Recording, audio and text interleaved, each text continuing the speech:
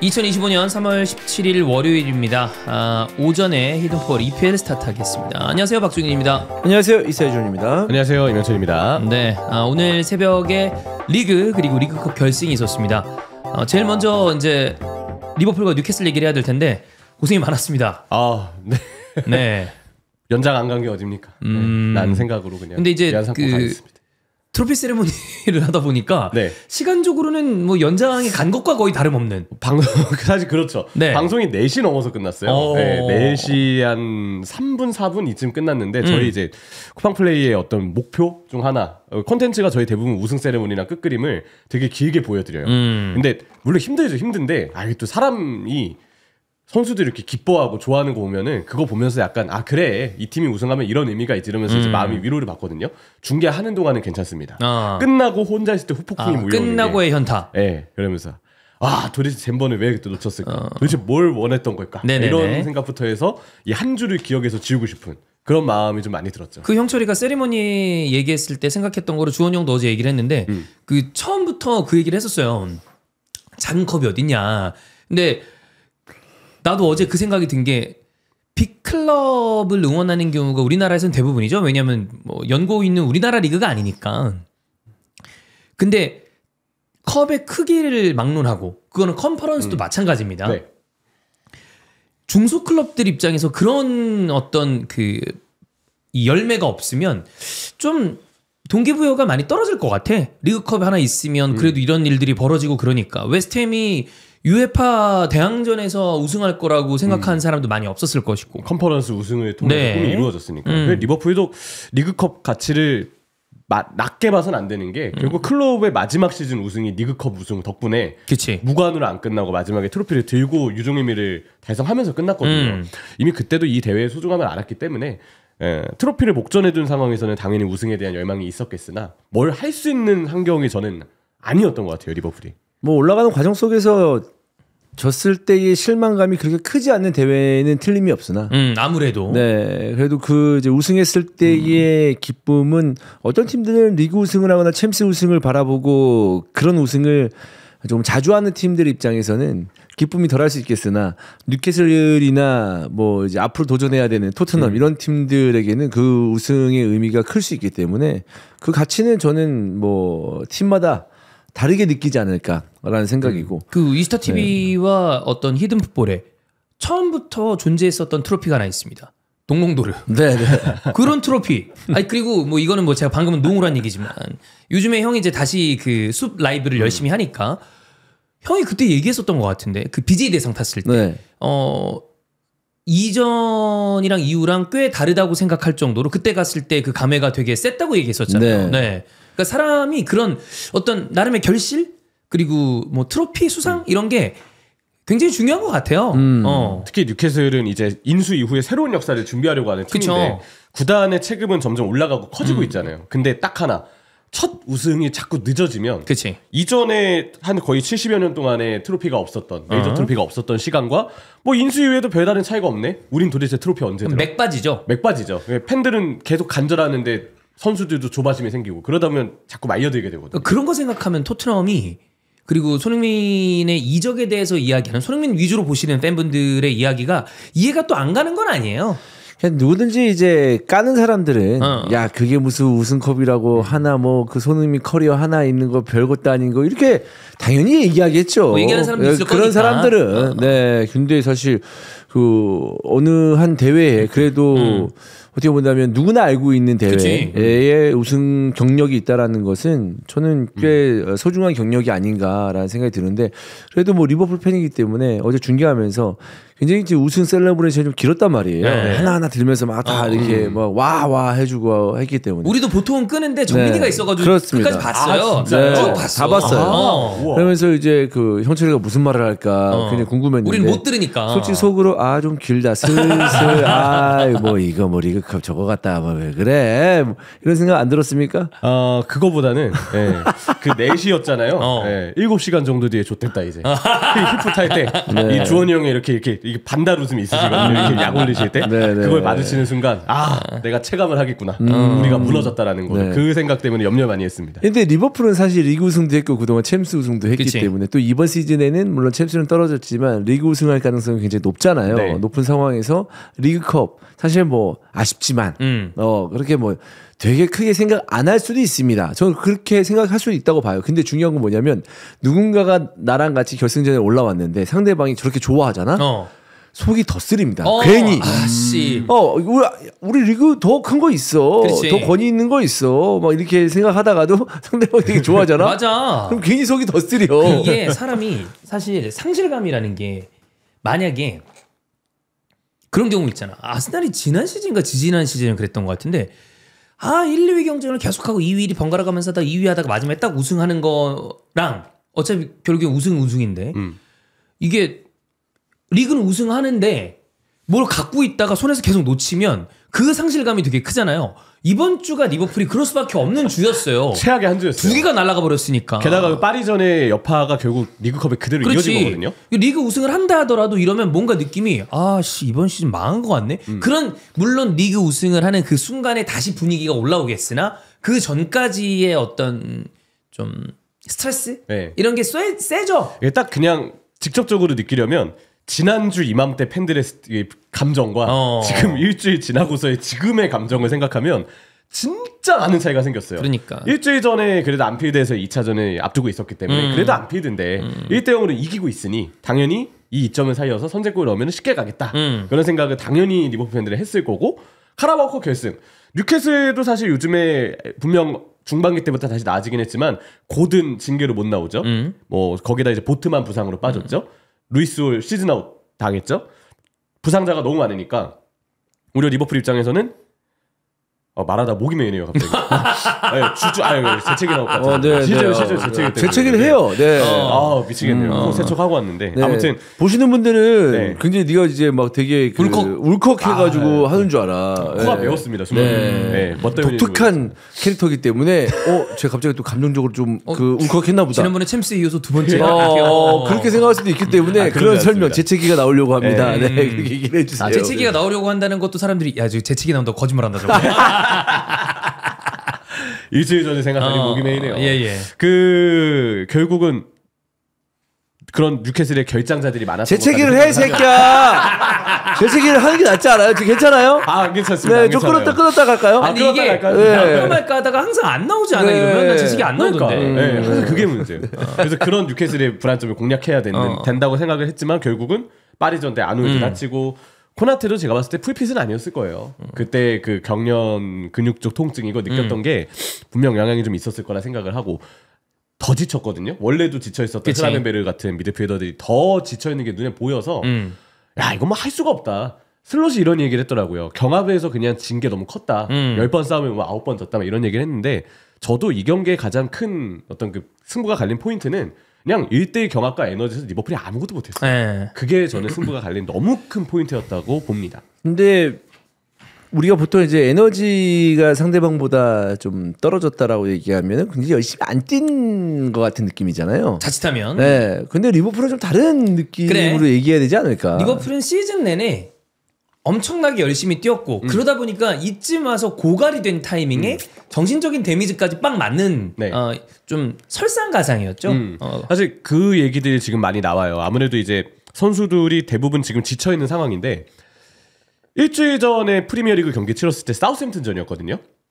그때가 파리와고의 챔피언스리그 1, 2차전을 전으로 낀 상황이다 보니까 사우샘튼전 때 로테이션을 돌릴 거라 많이 예상을 했는데 생각보다 주전 선수도 많이 나왔어요. 방전됐던 흐라벤베르도 그때 선발이었고 웬만한 선수들 거의 변화 없이 그대로 리그 때 나왔는데 사실 문제 삼는다면 그 부분은 좀 문제 삼을 수 있죠. 사우샘튼전 때 지금 리그에서의 승점 차나 여러 가지를 고려했을 때 안필드 경기기도 하고 사우샘튼의 객관적인 전력은 지금 많이 안 좋고 뭐 사실상 강등 확정이라고 봐야 되는 팀이니까 그래서 그때 로테이션을 돌렸다면 어땠을까라는 아쉬움에 그때 오히려 선발을 고수했던 것 주전을 고수했던 게 지금 더 뭔가 리버풀의 불안점을 가속화시켰다라고 문제를 지적하는 게 전 틀린 지적은 아닌 것 같아요. 근데 제 개인적인 생각은 이것도 첫 시즌이기 때문에 어느 정도는 이해가 되는 부분은 있다. 그리고 좀 더 거슬러 올라가면 보강해주지 않은 팀의 네. 구단에 대한 어떤 원망이 네. 팬들은 더 크지 않나요? 그렇죠. 물론 그 구단의 그 노선도 저는 막 잘못됐다 생각은 안 해요. 물론 보강을 했다면 너무 좋았겠지만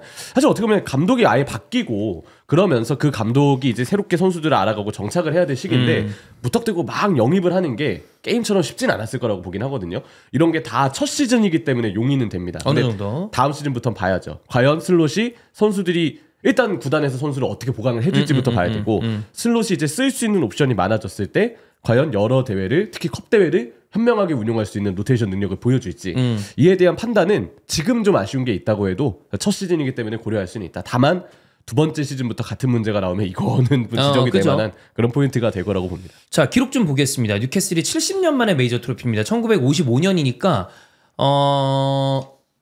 우리로 따지면 한국전쟁 끝나고 난 다음에 이승만 때 이때인데 그때 이후에 70년 만에 메이저 트로피고요. 조금 우리에게는 좀 생소한 혹은 유명하지 않은 아니면 조금 뭐 권위가 떨어지는 컵이라고 하면 2006년에 이제 인터토토 컵에서 우승한 적이 있었는데 인터토토 컵은 지금 없어졌어요. 그렇죠. 유에파 컵이 이제 확대되면서 그때 이제 챔스 유에파 컵 못 나가는 팀들 좀 이렇게 모아가지고 했었던 컵인데 이것도 없어졌고 2008년에 레드네비 포츠머스에서 FA컵을 딴 다음에는 잉글랜드 감독의 첫 번째 메이저 트로피라고 하니까 에디 하우의 어떤 그 위상이 얼마나 올라갈지에 대한 것도 꽤 아마 잉글랜드 내에서는 주목을 받을 거라고 보이고 뉴캐슬로 돌아가는 거 어제 이제 그 왔었던 툰코리아의 운영자 정민이도 그 얘기를 하더라고요. 런던에서 그 리버풀 쪽으로 가는 기차가 무슨 역이라 하더라? 뭐 하여튼 거기 그다음에 북동부니까 뉴캐슬이 그쪽으로 가는 게 킹스크로스 역인가 거기서 타는데 거기에는 아예 이제 술 못 팔게 완전 금주령이래. 안 그러면은 기차에서 다 마시니까 팬들하고 이렇게 해가지고 네. 기차 내에서 이제 또 혹시나 문제 생길까 봐 소요가 나올 수 있으니까. 근데 이게 뭐 진짜인지 모르겠습니다만 우리 그 흑토크에 댓글 달린 거 중에 런던 지금 거주하시는 구독자라는 분이 댓글을 달았는데 온통 블랙 앤 화이트 완전 난리는 난리 런던도 아마 거기서 바로 안 가는 사람들도 있을 테니까 그치 뭐 거기도 뭐 연차 같은 거 있지 않을까요? 내고 왔겠죠. 네. 그렇죠. 내고 왔겠지. 뭐 내고 왔을 수도 있고 아니면 무단 결근해. 아니면은 보통 뉴캐슬 다 일할 거 아니야. 아무래도 거기 회사에서 그냥 야 우리 다 기분 좋으니까 오늘 쉬어라 하루 이랬을 쉬어. 수도 있고. 아니, 대표 딱 들어갔는데 애들이 몇 명 안 보여. 에이 새끼들 이것도 어제 갔는데 이것도 술 한잔하고 안 왔구만. 그래, 오늘은 넘어가지 뭐 이렇게 할 수도 있는 거고. 그래. 우리 한일 월드컵 때 좀 그러지 않았나요? 나는 그때는 학생 때라 네. 형은 대학생 때였잖아요. 한일 월드컵 때? 02. 뭐 다음 날에 뭐 그렇게 네, 뭐 하는 것까지는 모르겠는데 아. 당일에는 좀 약간 좀 심하게 얘기하면 그 당일에 만약에 뭐 야간 경기가 끝나고 경기날. 뭐 경기날 끝나고 난 뒤에 어떤 번화가는 아우. 약간 좀 무정부 약간 그치. 느낌이 나는 그래. 느낌이 있고 근데 긍정적인 느낌이었으니까 망정이지. 와중에 부정적인 사람도 있어요. 그래. 예, 왜냐하면 차 위에 올라가가지고 뛰다가 막 본넷 주저앉고 위에 그 뭐야 지붕 주저앉고 이런 사람도 있었는데 뭐 괜히 미친 놈들이 올라가가지고. 근데 그때 느낌이 이거 형이 얘기해줬었던 것 같은데 그랬을 때 지금은 큰일 날 일인데 그때는 분위기가 그런 다음에 했을 때 뭔가 주변에 둘러싼 사람들이 봐주라고. 아 맞아. 뭐 괜찮아. 괜찮지 않죠 전혀. 그죠 내 차 괜찮으면 보내서 안 망가졌는데 되는데 그때는 약간 느낌이 그랬던 것 같아. 그래가지고 막 흥분하다 보니까 사람들이 막 대한민국 외치다가 뭐 어디 올라타고 그러다가 그래. 뭐 부셔지고 막 그런데 이거는 뭐 당연히 뭐 그러면 안 되지만 사람이 많으면 어쩔 수가 맞아. 없이 나타나는 그 그런 현상들이거든요 되잖아. 사실. 네. 그때 저는 고2였는데 학교가 무조건 강제 야자였거든요. 근데 경기 날은 풀어줬어. 그 수업 끝나고 그래서 친구들끼리 모여서 그 이제 광화문 가서 경기를 보러 가는데 저는 평생에 제 돈 주고 축구화를 산 게 남한테 선물 주는 거 형한테 줬던 거 말고는 웃기죠? 다른 때 점심시간 때나 체육시간 때 축구할 때는 애들 거 빌려 신거나 그랬거든. 근데 거기 광화문 갈 때 축구화 신고 가려고 나이키 가서 축구화 신어서 축구화 사서 그거를 신고 지하철 타고 글로 가고 그랬어요. 거기 축구하다가 네, 축구화 신고 갔어요. 괜히 약간 풀착장으로. 풀착장으로. 위아래 대표팀 유니폼, 또한 축구화, 응원 도구의 느낌으로 스타킹도 신었어. 그러고 갔어요. 근데 그때는- 여기도 만만치 않겠지. 분명 그럴 아니 거예요. 그 이상이죠. 70년 만에 트로피라 그러고 또 연고주의의 그 프리미어리그를 좋아하는 팬들은 네. 월드컵 이상의 열기가 나올 테니까 살면서 처음으로 우승 보신 분들이 대부분이죠. 대부분일 거예요, 대부분이지. 진짜. 아까 형처럼 얘기한 것처럼 이제 팀이 바뀌려고 하는데 어떠한 성과도 안 나오면 좀 그렇잖아요. 물론 챔스도 가긴 했습니다만은 그래도 이제 뉴캐슬이 원래 이전에 뭐 만년 뭐 강등권을 허덕였던 팀도 아니고 근데 이제 결국 중요한 거는 아까 얘기한 컵의 어떤 그 결과물인데 그죠. 그게 나왔기 때문에 팬들은 감격스러울 수밖에 없고 또 지금 한 이번 시즌 내내 붕 뜬 느낌을 가지면서 팀을 응원하지 않을까 그런 생각입니다. 아직 챔스 티켓을 딸 수 있는 가능성도 충분히 남아있기 때문에 그쵸. 뉴캐슬은 어쩌면 분기점이 될 수 있는 시즌이 될 가능성이 크다. 그리고 일단 컨퍼런스 리그 플레이오프를 확보를 했으니까 네. 유럽 클럽 대항전에 최소한 나가는 건 확정이 그쵸. 됐고요. 에디아우가 원래 우승에 있어서 결국 뉴캐슬 팬들이 가장 바랬던 거는 챔피언스 리그와 같은 대회들을 앞으로 병행할 때 잘 로테이션을 돌리는 것도 물론이겠지만 일단은 팀의 체급을 끌어올리기 위한 트로피를 따주는 것. 맞아. 근데 보드즈는 믿는다고 했는데 사실 에디아우 감독에 대한 팬들의 믿음은 시간이 지날수록 전 좀 떨어지고 있었다고 생각을 해요. 실제로 지난 시즌 챔피언스리그 물론 죽음의 조이긴 했지만 아쉽게 조별리그 탈락을 했고 뭔가 결실을 맺는 모습이 안 나오니까 에디아우랑 아다아우랑 뭐가 다르냐 이럴 수밖에 없었던 상황이었거든요 사실. 근데 이번에 우승을 통해서 확실히 증명을 했죠. 네. 아다아우랑은 다르다. 네, 그냥 에디아우한테도 너무 축하할 만한 일인 것 같아요 진짜. 그렇습니다.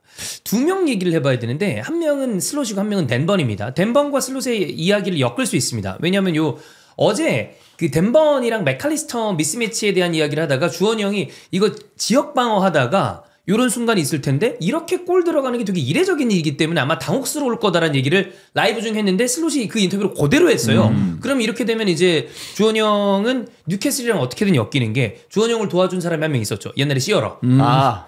시어러가 위기에 빠진 이주원을 모조리 다 구해주는. 네. 여러분 혹시 모르시는 분들을 위해서 많이 들으신 분도 있겠지만 다시 한번 이야기를 드리자면 유로 2016 때였습니다. 그때 이제 저랑 형이랑 방송한 지 얼마 안 됐을 때였어요. 근데 형은 그때 이제 방송국 중계를 가고 저 혼자 라이브를 하고 있었습니다. 주원이 형 집에서 라이브를 하고 있었는데 가레스 베일의 프리킥이 조하트였죠. 조하트였어요. 조하트가 막았는데 손 맞고 들어갔어요. 그때 이제 형이 중계 때 이거는 조하트의 어떤 세이브에 조금 문제가 있었다라는 뉘앙스 얘기를 했었는데 그때 이제 웹에서는 저 추갈모 새끼가 또 지랄한다. 저걸 어떻게 막냐. 저건 베일이 잘 찬 거지. 그래서 막 온통 그래갖고 이제 그 상황에서 주원이 형 복귀해가지고 약간은 침울까지는 아니었지만 좀 신경이 쓰이죠. 싱숭생숭한 분위기로 네. 했었는데 우리는 이제 방을 세웠으니까 자고 일어났는데 분위기가 반전이 된 거야. 뭐야? 봤더니 앨런 시어러가 이건 조하트 잘못이다. 손을 내밀어줬죠. 네. 그래서 그 사이에 글들이 삭제되고. 그러면서 이제 형이 거 봐요. 어러 형이 내 마음을 알아준다고. 근데 그거 물론 어제는 주원 형 얘기가 딱 들었을 때 저는 이제 축구 선수 출신도 아니고 이런 걸 잘 못 보니까 그런가 보다 하고 있었는데 슬롯이 딱 똑같이 얘기를 해가지고 결국엔 이런 부분에 대해서 그러니까 이런 일이 자주 벌어지지 않는 상황이 딱 나오는 바람에 리버풀이 좀 당한 거죠.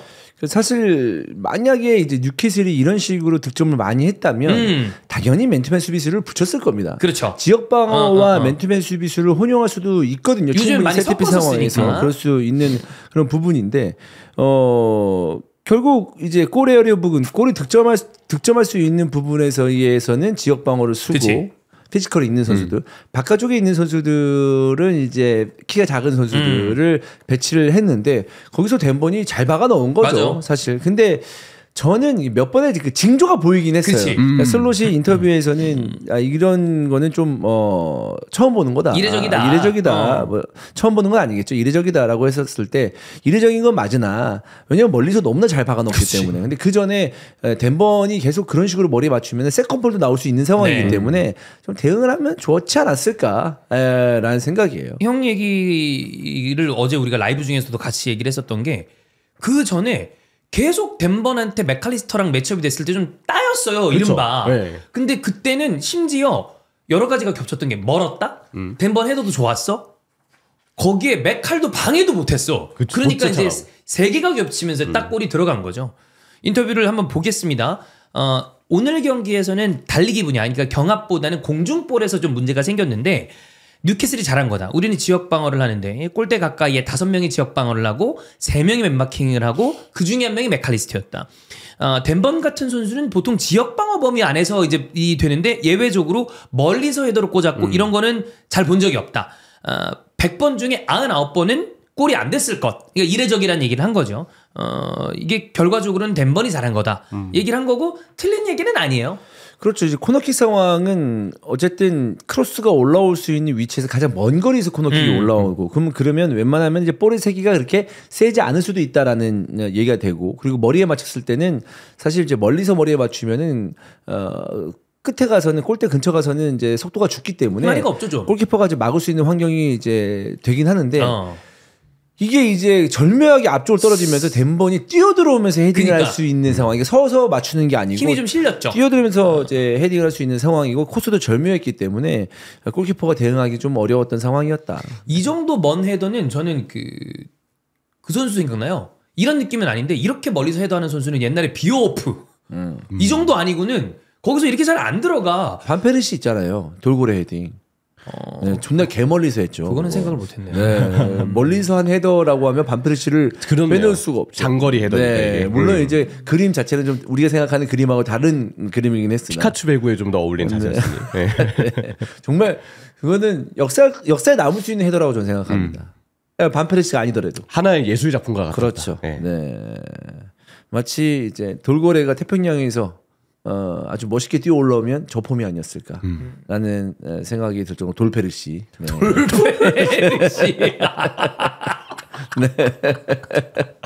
네, 돌고래의 돌핀의 돌페르시. 승리 좀 했나요? 리그에서? 그 저기 잘 못해. 페노르트요. 네. 네. 주말 리그 어떻게 됐나요? 아약스가 비긴 건 맞는데 보죠. 아니 네. 저기 골도 못 넣고 있다가 인테르전에 인테르가 한 골 먹혀가지고 그래가지고 골 넣었던데. 원래도 페노르트가 이제 프리스케 감독이 있을 때 리그 성적이 되게 안 좋았는데 어이구야 이게 뭔가요? 터졌나요? 트벤테를 상대로 6대2 대승. 네. 잘 먹고 잘 살고 있습니다. 네. 그 반페르시의 약간 그 지도력이 좀 인정을 받나요, 조금씩? 이제 뭐 1승했는데요. 네. 그 전까지 승리가 없었어. 그래, 아예 승리가 없었어요, 그 전까지. 그 전까지는 부임하고서 인테르전이 아무래도 주가 된 일정이었으니 쉽지는 않았는데 일단 승리를 했고 황인범 선수도 선발 뛰었고 전반까지 뛴 것 같아요. 이런 좋은 소식이네요. 잘 먹고 잘 사는 거야. 뭐 나보다 항상 잘 먹고 잘 살았지 뭐. 네. 자, 덴번 얘기나 합시다. 네.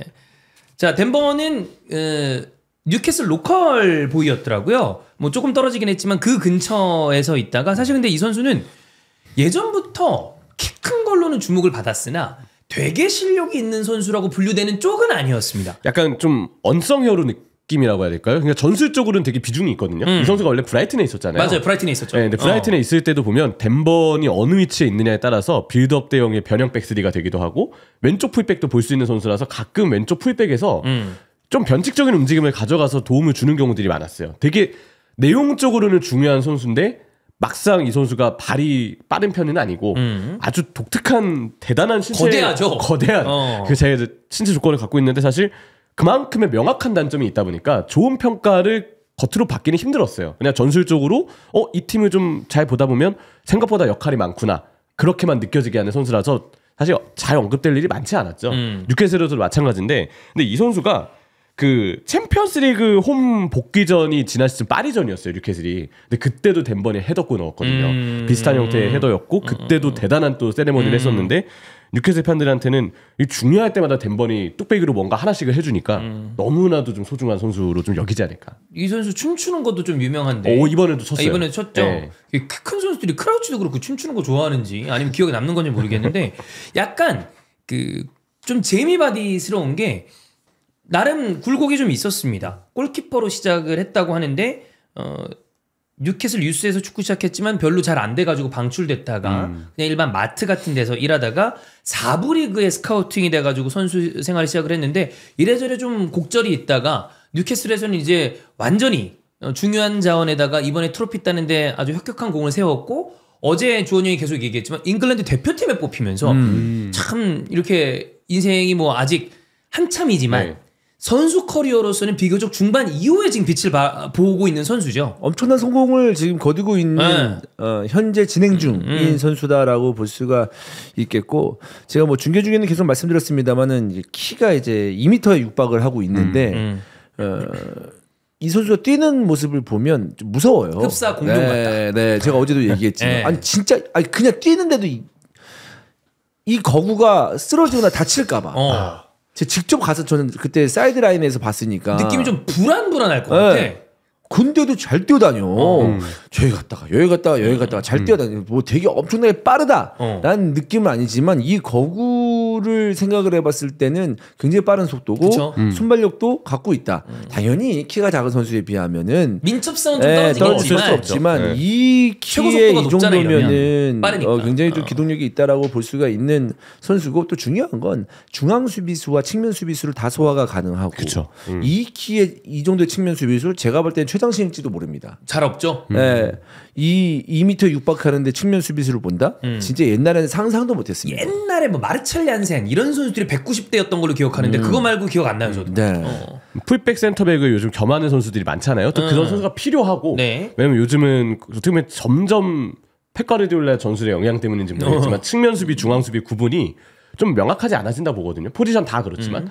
그런 가운데 이 덴번처럼 측면, 중앙 다 왔다 갔다 할 수 있고 넓게 커버할 수 있는 선수의 존재는 정말 빌드업 대응을 중요시 여기는 감독한테는 너무 필요한 선수이지 않을까. 아니 근데 이거 갑자기 형이 이제 그 2m짜리 선수 앞에 뛰어댕기는 거 얘기했잖아.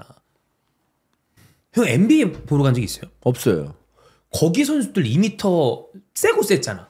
그러면 그거 앞에서 보면 진짜 장관이겠다. 그 되게 재밌대. 아니 나는 보러 가는 거를 제일 보고 싶은 게 거기는 수천만 원이라 그러던데 NBA 그 앞자리에서 난 농구 모르는데 보고 싶어.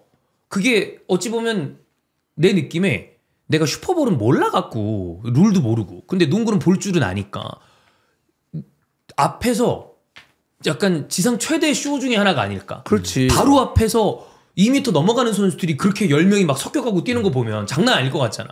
몸들도 다 엄청 좋잖아요. 그냥 크기만. 그 운동 능력도 또 미국 스포츠 몇몇 개는 우리가 상상하는 레벨이랑 다른 레벨의 운동 능력이 나오니까. 괴물들이니까. 진짜.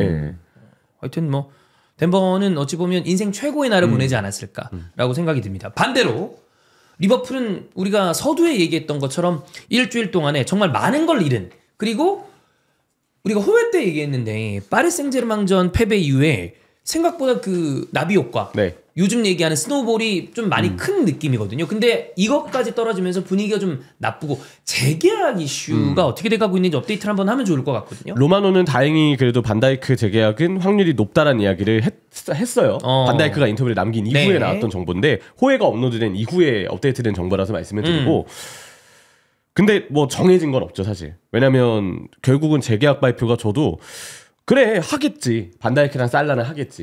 근데 3월 말까지 끌리진 않을 줄 알았거든요. 근데 이건 진짜 좀 예상 밖의 일이기는 해요. 그렇기 때문에 반다이크가 얼마 전에 얘기했던 뭐 당장 나는 아직 모른다, 뭐 지금 당장 누군가가 아는 것처럼 얘기하는 건 거짓말이다, 이런 이야기를 반다이크가 했었는데 그 인터뷰를 보고서는 다시 뭐 로마노의 이야기가 있었건 없었건과 별개로 조금 불안해진 건 사실이에요. 그리고 리버풀 보드진이 이전에도 스티븐 제라드를 그냥 보냈던, 그죠?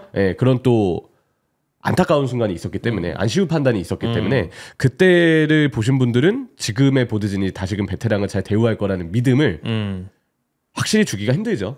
미국적인 마인드로 베테랑들 이제 떠나보내고 좀 새로운 얼굴로 수혈을 하자, 이렇게 판단을 할 수도 있으니까. 근데 그렇게 판단을 하고 있다면 이거 큰 오판이라고 저는 좀 얘기하고 있습니다. 자, 그러면 지금 재계약과 관련된, 그러니까 그냥 코나테처럼 이적설이 있는 거랑 별개로 3명이잖아요. 반다이크, 살라, 아놀드. 반다이크는 지금의 분위기는 할 것 같다. 아놀드는 레알 마드리드행에 좀 더 가까워진 느낌의 기사들이 약간 있었습니다. 살라는 어떻게 되고 있나요? 살라 또 에이전트가 슬롯을 칭찬했고, 그런 점들을 봤을 때는 야, 이 에이전트가 뭐 좋은 소식이 있지 않고서니와 이렇게 리버풀 관계자들을 칭찬할 일이 없는데 까면 깠지. 그런 생각이 들었기 때문에 그때만 해도 긍정적인 신호였는데, 최근에 살라가 다시 한번 상당히 그 지하 심해까지 떨어진 저점을 보여주고 있어요.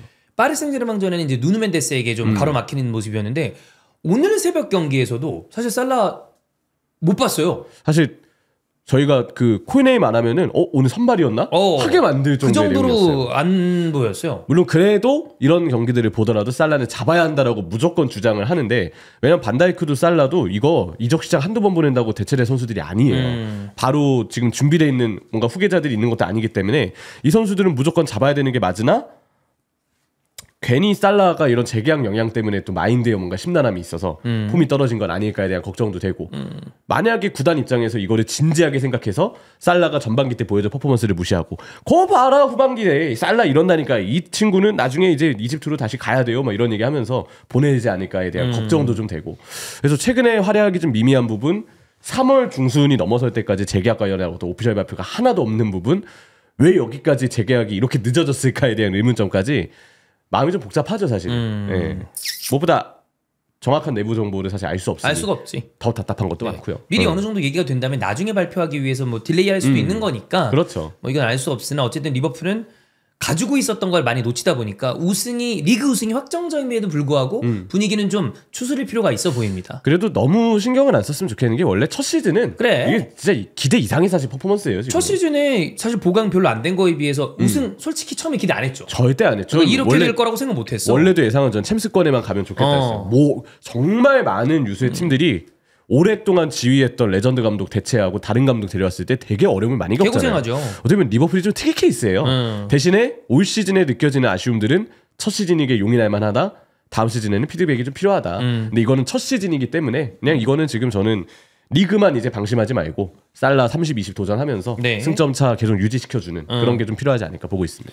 결국 뭐 내년을 지금 리버풀은 준비를 해야 된다고 해야지. 생각을 합니다. 다음 시즌은. 리그에서의 어떤 승점 차는 많이 많이 벌어졌기 때문에 결국 선수들에게 새로운 한기를 좀 그 불어넣어 줄 수 있는 것은 재계약일 수가 있는데 지금 주요 선수들을 재계약을 못 하고 있다는 것은 저는 이제는 그런 것도 있어요. 그러니까 선수단에 대해서 어떤 충성도나 팬들이 봤을 때는 진짜 돈 때문에 딴 생각하나 그래. 이렇게 얘기할 수 있다고 봐요. 박수 줘야 돼 이거. 네, 근데 다른 면에서는 그럼 우리 팀의 계약 능력은 이거밖에 안 되나? 그렇죠. 이렇게도 생각할 수 있는 부분이거든요. 그렇기 선수들은 때문에 선수들끼리 뭉치잖아. 그럼 내 얘기가 될 수도 있는 거 아니에요? 이거 빨리 난 마무리 줘야 된다고 그러니까 봅니다. 누가 이제 잘못했다라기보다 그렇지. 네. 팀적으로 봤을 때는 빨리 정리를 하는 게 필요하다. 왜냐하면 이런 것들이 이제 장기적인 플랜으로 봤을 때 장기적인 플랜이라는 것은 이제 지금부터 내년 시즌을 바라보는 내년 시즌 이맘때를 바라보는 어떤 플랜을 봤을 때는 결국 있어야 될 선수들을 빨리 재계약을 해야 다른 선수를 데리고 오거든요. 맞아. 만약에 근데 반다이크나 뭐 아놀드나 살라의 플랜이 정해지지 않으면 그럼 거기도 공백을 메꿔야 되는 상황이 벌어질 수 있기 지지부진해지는 때문에 거야. 예, 계속 시간이 네. 미뤄질 수밖에 없어요. 지금 저는 이렇게 봅니다. 그러니까 리버풀이 리그 우승, 물론 이제 챔스와 리그컵은 다 떨어졌긴 했습니다만은 어쨌든 리그 우승을 거의 이제 뭐 7부 8부는 눈앞에 넘어섰잖아요. 넘어섰다고 볼 수 있을 때 그 유리함을 지금부터 준비하면서 나는 가져왔으면 좋겠어. 만약에 승점차가 별로 안 나. 그럼 무슨 재계약이야. 뭐야. 야 빨리 이제 치열하게 빨리 몸 관리하고 뭐 팀에 뭐 내일 다음 주 그 다음 주에 뭐 승점 1점 3점을 위해서 막 집중해야지 이렇게 할 수 있겠지만 다소 여유가 있으니까 그 여유로움을 이제 준비하는 데 쓸 수 있지 맞아. 않을까.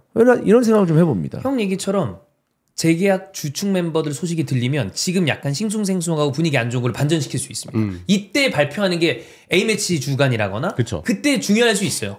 지금 발표하고 리그 잔여 일정 물론 아직 방심하면 안 되지만 그래도 리버풀이 좀 여유가 생겼을 때는 다양한 선수들 기용 좀 해봤으면 좋겠어요. 네. 키에사 톱도 나쁘진 않을 것 같거든요. 어제 그 와중에 또 골 넣었어. 그러니까 예. 측면은 제가 봤을 때 크게 너무 일희일비하는 거 아닌가요? 시에서는 아예 히드풋볼하면서 그냥 뭐 있는 선수죠. 예, 뭐 망했죠. 막 약간 이런 느낌이었다가 아예 언급도 안 되다가 키에서 톱, 누네스가 있지 않습니까? 누네스 무시하나요? 그 누네스는 제가 네. 이제 키에사는 지푸라기라도 잡는 심정으로 이거라도 써보자 하는 거고 누네스는 그 지푸라기 불을 지필 선수입니다. 집에 부인합니다. 네, 그러면 안 되겠다. 어제 커티스 존스랑 누네스랑 나오는데 그 생각부터 드는 거야. 쟤네 승차 놓쳤던 애들이다. 딱 둘이 교체돼서 나오는데 그 생각이 먼저 들더라고. 그렇죠, 맞네요.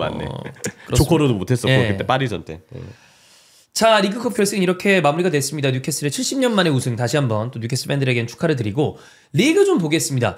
런던 더비들이 경기가 펼쳐졌거든요. 아스날 대 첼시 있었고요. 그다음에 풀럼 대 토트넘 경기가 있었는데 풀럼 토트넘 얘기를 먼저 하자면 손흥민은 서브로 나왔고요.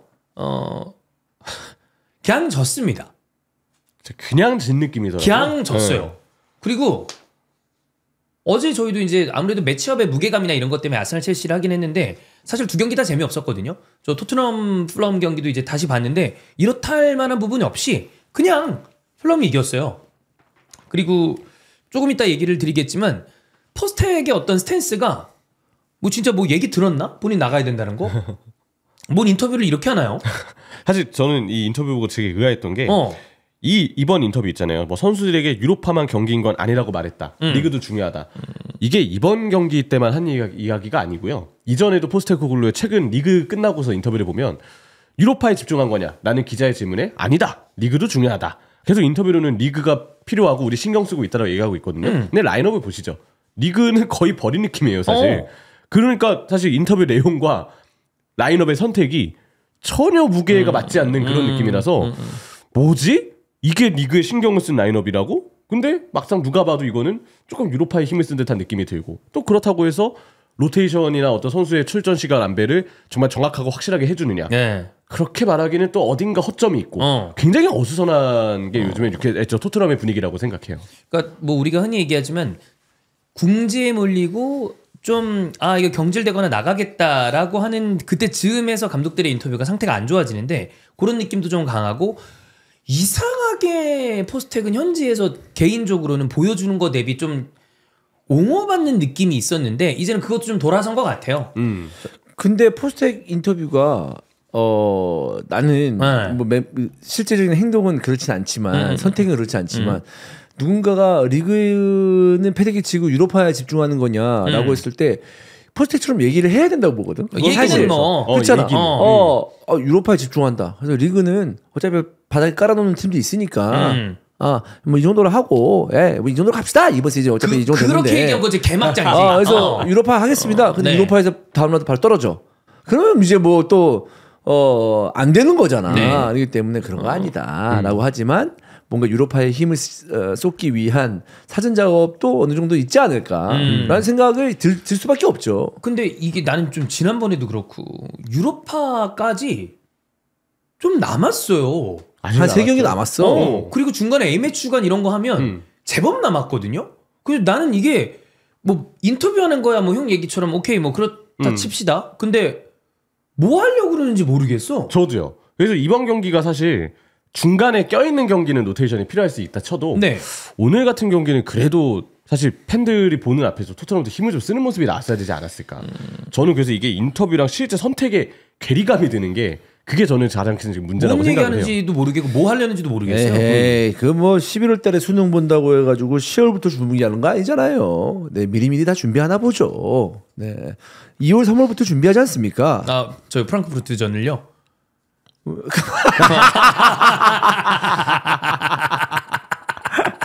개인적으로 다를 뿐입니다. 어떤 목표나 어려움이 있었을 때 개인적으로 받아들이는 게 다 달라요. 사람마다 다르기 때문에 지금부터 굉장히 예민하게 준비한다라는 어떤 포스테코글 감독의 어떤 해안 전혀 지지하지 않습니다.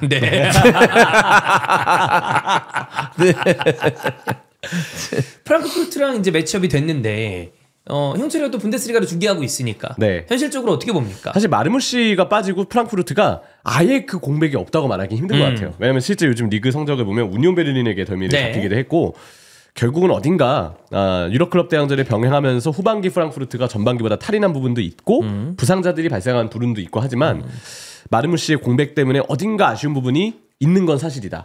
그런데 그래도 이 팀이 왜 분데스리가에서 정말 오랜 시간 동안 3, 4위 자리를 지키고 있는지는 아마 실전 경기를 보면 많이 알 수 있을 거라 생각을 해요. 빌드업 대형이나 전체적인 중원 안정감이 지난 시즌보다 확실히 더 좋아진 게 프랑크푸르트고 올 시즌 성적이 나오는 데 있어서는 마르무시의 전반기 활약이 당연히 지분이 크긴 하지만 에키티케의 성장 그리고 빌드업 대형이 지난 시즌보다 확연히 더 좋아졌고 중원이 일단 안정을 찾았어요. 스키리, 라르손 이 중원이 지난 시즌과 비교하면 훨씬 더 안정감이 생기면서 팀 자체가 굉장히 단단하고 잘 짜여져 있다는 느낌을 주거든요. 그리고 결정적으로 프랑크푸르트는 유로파리그 트로피가 최근에 있었던 팀입니다. 맞아요. 토너먼트 관리를 할 줄 아는 팀이기 때문에 분명 요즘에 이제 마르무시가 좀 빠지고 리그에서의 화력이나 전체적인 공격 지표가 약간 떨어진 부분이 있기는 하나 이 팀이 올 시즌 성적을 내는 게 꼭 마르무시 때문만은 아니었다. 수비에서의 뭐 당장 테아테의 왼쪽 센터백이나 풀백에서의 왼발 빌드업 능력이나 에키티케의 성장, 중원의 안정감, 뭐 라스무스 크리스텐센의 오른쪽 윙백의 투지 트랍의 활약 이런 부분들까지 꽤 괜찮은 곳이 곳곳에 좀 있는 팀이기 때문에 저는 사실 지금의 그냥 단단함으로 놓고 봤을 때는 당연히 프랑크푸르트가 조금 경기 전 대진 전에는 유리해 보인다. 유리하다고 평가를 받는 게 맞는 것 같아요. 그렇게 안 말하는 게 이상하죠. 네, 뚜껑을 열어봐야 뭐 실전 결과는 알겠지만 네. 지금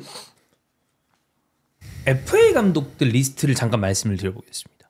싸게, 사우스게이트, 네. 르웨브, 테나흐, 그 다음에 차비라는 데스, 테르지치, 히울만, 테데스코, 슈미트, 게페데기, 로페텍이죠. 그 다음에 뭐 지금은 아탈란타를 맡고 있는 가스페리니 감독인데 이제 이번 시즌 끝나면 팀을 떠난다고 얘기를 했으니까 예. 주원 형이 봤을 때 포스텍이 예를 들어 이번 시즌 끝난다. 이번 시즌 끝나고 나가. 누구를 데려오면 좋겠나요? 이 중에서 누군가 어떤 팀의 감독을 데려오려면 또 뭔가 지불하고 오고 그래야 되니까. 좀 안 땡기는데 다. 뭐 되게 느낌이 확 땡기는 사람은 없다. 없지만 저는 아탈란타 가스페리니 가능하다면. 네. 왜냐하면 좀 아탈란타식의 아탈란타 축구 잘하지. 축구를 좀 이식하면 보는 재미가 있을 테니까 좋지 않을까. 네, 라는 생각이에요. 만약에 이제 지난주에 SL의 선우형 얘기를 좀 빌려보자면 유벤투스와 모타가 이번에 또 유베는 승리하지 못했습니다. 네. 그러면서 모타 감독이 나온다면 유베가 가스페리니를 데려갈 가능성이 있지 않겠냐라는 얘기를 하긴 했었는데 가스페리니면 잘하겠지 축구. 워낙 이 사람 뭐 대단한 퍼포먼스를 보여주는 사람이니까. 아마 철학이 좀 확실한 그렇죠. 감독이 왔으면 좋겠어요. 대신 이제 불화가 좀 많죠. 아 그렇죠. 네, 선수나 어떤 관계자들하고 이분도 약간 성질이 불같은 장난 분이라서 아니지. 이런 감독 데리고 오잖아요. 네. 그럼 다 알고 데리고 와야지. 레비도 사실 자기 구미에 맞는 이제 자기가 컨트롤할 수 있는 감독들, 그러니까 좀 잘 지낼 수 있는 감독들만 데리고 올 수는 없어요. 선수들도 마찬가지고. 아니 뭐 친목하라고 감독합니까? 이게 되게 옛날에는 그런 거 있었어. 되게 무슨 리더십. 뭐 해가지고 선수들 잘 지내고 뭐 구단과 잘 지내고 잘 되면 좋지. 근데 그보다 더 우선시돼야 되는 건 뭐냐면 승리하는 거예요. 친절한 감독이 중요치 않아. 무슨 관계하러 왔어요? 아니잖아. 뭐 사회생활 하러 왔어? 아니잖아요. 첫 번째 감독이 오는 것, 선수가 오는 것, 이기려고 오는 거다. 나는 여기에서 그 레비의 생각을 알 수 없지만 애닉그룹도 그렇고 그렇게 해보려고 했던 시도 두 번이 무리뉴랑 콘테였던 것 같아. 야 그러면 우리 뭐 사실 그간 가성비로 팀을 운영했으니까 트로피 따는 감독 데려와 보자. 그래서 사실 무리뉴랑 콘테는 트로피를 무조건 따오는 감독이니까. 둘 다 좀 불같은 면도 있고. 그렇죠. 그리고 성격이나 이런 부분에서도 진짜 뭐 확 본인 위주로 가는 사람이니까. 근데 둘을 써봤는데 뭐가 없어. 네. 그래서 내부적으로 야 그냥 가성비로 가자. 그거 데려와도 별로 달라지는 것도 없네. 그리고 좀 얌전한 사람 쓰자. 차라리 그냥 구미에 맞게 해서 어차피 우리 장부는 잘 만드니까 그렇게 생각한 게 아닐까 해서 짚은 감독이 나는 포스텍인 것 같아. 그러니까 우리가 이제 항상 여러 가지로 유추해 볼 수 있는 약간 좀 꽁트식으로 유추해 볼 수도 있잖아요. 히드풋볼이. 항상 우리 원래 그래 왔어요. 네. 근데 제가 봤을 때 레비 입장에서는 돈 아까운 거지. 그치. 아니 그랬다가 예를 들어 우승이라도 했어. 뭐라도. 결과적으로는 무리뉴를 그때 자른 거는 이제 같은 선택이었지만 지금 와서 보니까 그렇게 왔는데 아무것도 안 된 거 아니야. 그러면 에이 괜히 돈만 썼네. 유약금도 존나 주고. 근데 이렇게 떨어질 줄 몰랐지. 이거는 심각한 거지. 이건 좀 많이 떨어지긴 했어요. 사실 콘테와 무리뉴 있을 때 비교해 보면 그때는 잘 버틴 거다. 그렇죠. 이렇게 생각할 수 있잖아요. 물론 내용적으로 봤을 때는 뭐 지리하고 답답한 경우도 좀 있었고 막 있지만 어쨌든 순위 방어는 어느 정도는 했잖아요. 그렇지. 그리고 리그컵 결승까지 올라간 적도 있었고 그거는 나름의 업적이라고 저는 생각이 듭니다. 맞아요. 근데 이제는 토트넘 같은 어느 정도 규모가 있는 팀이고 그래도 우리는 챔스 언저리는 있어야 돼라고 생각을 한다면 그냥 감독 같다라 안 될 것 같아요. 왜냐하면 다른 팀들이 너무 세가지고 돈을 많이 쓰고 이게 좀 다르게 생각해 보면 이거는 뭐 북런던 더비 이런 생각을 하는 게 아니라 제가 아스날을 좋아하다 보니까 어쨌든 지역 더비라는 그 명목으로 기사도 많이 나오고 분위기를 좀 보잖아요. 네. 오랫동안 경기를 봐왔는데 우리 한국에서 토트넘을 바라보는 시선의 대부분은 포체티노 때의 시선입니다. 그잖아요. 데스크라인. 팀 위로 올라와. 네. 해리 케인이라는 선수가 혜성처럼 이 유스에서 결과적으로 올라왔고 델레 알리가 터지고 손흥민의 에릭센 같은 그런 멤버와 토비의 베르통원 막 이런 선수들이 같이 있다 보니까 시너지가 확 났는데 챔스에서도 토너먼트에도 올라갔고 네. 준우승도 했고. 제가 봐왔던 한 20여 년의 토트넘을 쭉 생각해 보면 그때가 과한 어떤 성적의 포인트였습니다. 근데 다시 거꾸로 그러면 지금이 맞냐? 그것도 아니에요. 토트넘이 계속 우승에 도전하는 팀은 아니었지만 유럽 대항전 언저리에는 있었어요. 이렇게 리그에서 주저앉아 있는 팀은 아니었잖아요. 그러니까 뭐 챔피언스리그 티켓에 도전하지만 좀 떨어진다 하더라도 그래도 10위 이내에는 있었어요. 근데 그 사이에 팀의 규모가 돈을 잘 버는 팀으로 확 변모를 했고 근데 그 와중에 14, 5위 근처에서 있는 감독은 말도 안 되죠. 그래서 약간 지금이 뭐라 해야 되지? 되게 혼란스러운 시기인 것 같아. 이전보다 팀의 규모는 커져서 돈은 많이 벌게 됐어. 근데 우리가 한국 팬들 입장에서 봐왔던 건 포체티노야. 그래서 그래도 챔결도 갔고 막 2위 했었던 기억도 있고 2, 3위 근처에서 근데 지금은 너무 많이 떨어져 있고 막 그런 혼재되어 있는 시기에서 지금의 레비의 어떤 선택이 중요한데 그런 면에서 포스텍의 어떤 거취에 대해서 빠르게 선택을 못하지 않았나. 저는 이미 자를 타이밍은 지났다고 보거든요. 그래서 중도의 경지라는 것도 저는 지금 애매하다고 생각합니다. 시즌 끝날 때까지는 난 기다려야 된다고 봐. 만약에 이랬다가 지금 갑자기 또 잘라? 그러면 유로파 8강은 갔는데 그 와중에 또 감독을 잘라요? 난 이런 그림이 나올 것 같아요. 그렇죠. 이미 유로파가 진행 중이고 결국은 올라가 있으니 얘기가 안 나올 수 없는 것 같아요. 만약에 자를 거였으면 진짜 저도 진작에 자를 만한 타이밍을 진작에 잘랐어야 돼. 근데 그걸 놓친 거죠. 네. 그러면 제가 보기에는 이번 시즌 마무리 때까지는 보고 프리시즌 때 감독을 바꾸든지 해야지 또 중도에 자르는 거는 전 팀 분위기를 더 안 좋게 만드는 그림이 아닐까라고 생각합니다. 네. 누구 내려올지 모르겠다 감독. 진짜 뭐 얘기 나와요? 그런 건 아니잖아 아직까지. 뭐 그냥 구체적으로. 막 이래저래 몇 명씩 나오죠. 이라올라 얘기도 있고 막 네. 그러는데 모르겠어요. 그 감독들도 뭐 지금 본머스에서 물론 요즘에는 좀 안 좋긴 합니다만 본머스가 그래도 워낙 가능성은 인정받고 있는 감독이니까. 뭐 그렇긴 하죠. 일단 만약에 정말 시즌 끝나고서 포스테코글루에 대한 정리를 할 생각이라면 지금부터 어느 정도 보르지니 감독을 좀 찾아 나서는 움직임이 있긴 해야 되거든요. 근데 뭐 아직까지 뭐 구체적인 소식은 일단 없는 걸로 알고는 있습니다. 네. 저는 손흥민 우승하는 거 리그컵 우승하는 거 보고 싶어요. 어제 뉴캐슬 보니까 손흥민 생각 많이 나더라고. 선수들 막 울고 막 그랬잖아. 그렇죠. 이거 보니까 저는 더더욱 간절해졌습니다. 저런 거 보고 싶다. 어쨌든 나는 손흥민 팬이니까. 네, 그런 생각이 들었습니다. 그러려면 좋은 감독이 적합한 와야지. 감독이 있어야 됩니다. 손흥민의 커리어가 앞으로 토트넘에서 얼마나 더 이어질지 모르겠습니다.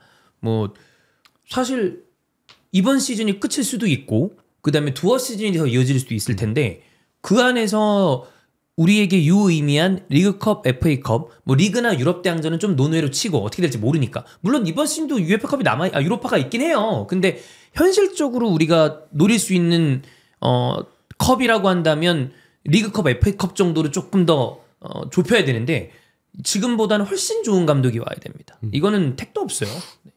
그런 거 생각하면 지금 와서는 이제 그게 아깝죠. 무리뉴 그 리그컵 결승. 그 전에 뭐 때문에 자른지는 지금 생각해도 이해가 안 갑니다. 너무 결승 직전에 잘랐어요. 네.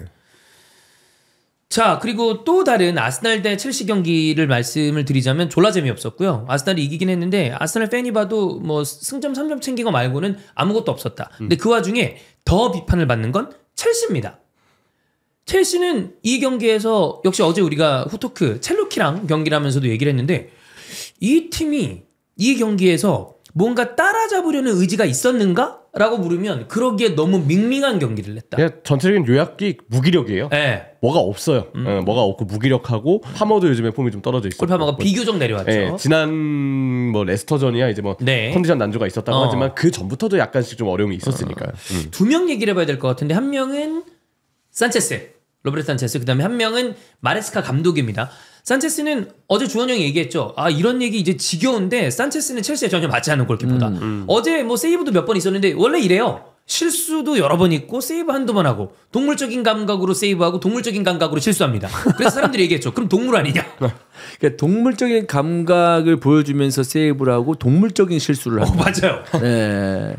네, 라고 얘기를 했죠. 그러니까 어제 실점을 하나밖에 안 해서 그렇지 만약에 아스날이 결정력이 좀 더 높았으면 산체스의 실수율 인해서 한두 골이 더 들어갔을 수도 있어요. 근데 이 골키퍼 말고 그럼 요르겐센 비슷해.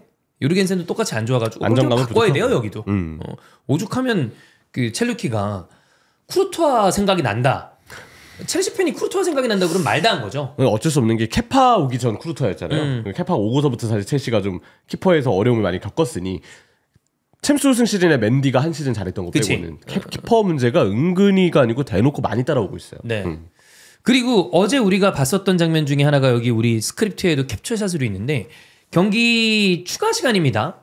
추가 시간 후반 추가 시간에 가서 팀버랑 마레스카랑 뭔가 둘이 약간 수근수근 하더니만 악수하는 장면이 있었는데 그 입모양으로 봤을 때 이게 진짜인지 모르겠습니다만 팀버가 마레스카한테 트라이 하더라 그랬대.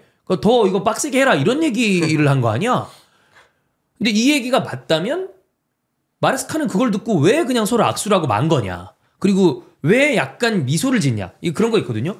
그 우리 그 웹에서도 채팅에 그런 얘기 많이 하잖아요. 웃어? 그 얘기를 많이 하잖아. 왜 지고 있는 상황에서 선수들이 카메라에 웃고 있는 모습 잡힐 때 그럼 좀 빡치죠. 그렇죠. 팬들이 그게 문제 지적을 좀 많이 하거든요. 옛날에 아자르가 첼시랑 경기하는데 끝나고 난 다음에 웃었다가 웃었었어요. 욕먹은 적이 있었잖아. 첼시 원정에서. 네. 네. 그래서 욕 한번 제대로 먹었어. 그래서 첼시도 뭐 여전히 이번 시즌 컨퍼런스도 코펜하겐 잡고 올라가면서 대진상으로 봤을 때 그래도 좀 비등비등이라는 표현보다는 좀 우승 후보권에 있는 팀 중에선 피오렌티나랑 베티스가 반대쪽 트리에 있기 때문에 첼시는 또 결승까지 올라갈 가능성이 높고 챔피언스리그 티켓도 5위 안에 들어가서 딸 가능성이 굉장히 높습니다만 보여주는 모습은 좀 실망스럽다. 그렇죠. 결국은 뭐 무엇에 목적을 두고 축구를 하고 있는지가 좀 애매모호해졌거든요. 계속 경기마다 점유를 가져가려 하고 볼을 소유하곤 하는데 네. 이기고자 하는 축구의 모습이 아니거든요. 이거는 과정에 너무 매몰되지 않았으면 좋겠어요. 거기에 너무 매몰되다 보니까 결과를 못 챙기고 있는데 사실 올 시즌 첼시가 물론 없었던 시스템을 새롭게 만드는 게 굉장히 필요했던 단계인 건 맞지만 첫 번째로 먼저 신경 써야 되는 건 결과입니다. 그죠. 첼시야말로 오랜 꽤 긴 시간 동안 챔피언스리그에 못 나가고 있어요. 그치. 이제는 그 위치를 좀 다시 회복시켜주고 올라오게 할 수 있는 그런 성과가 나오게 하기를 감독에게 좀 원했을 텐데 성과는 뒷전이고 계속 뭔가 자기 전술 철학과 과정에만 매몰되어 있는 모습을 보여주니 그러다가 선수들은 갈수록 사기만 꺾이고 지금 팀 사기도 많이 저하된데다 에너지도 많이 안 느껴지잖아요. 그런 게 지금 팬들한테 얼마나 답답함으로 좀 다가올까 이런 생각 많이 듭니다. 제 머릿속에 있는 첼시라는 클럽이 지금 형철이가 얘기한 딱 그 부분이거든요. 첼시는 내가 생각했을 때 내가 생각하는 아스날이랑 딱 반대에 있었어요. 과정이 어떨지라도 매 시즌 결과는 낸다.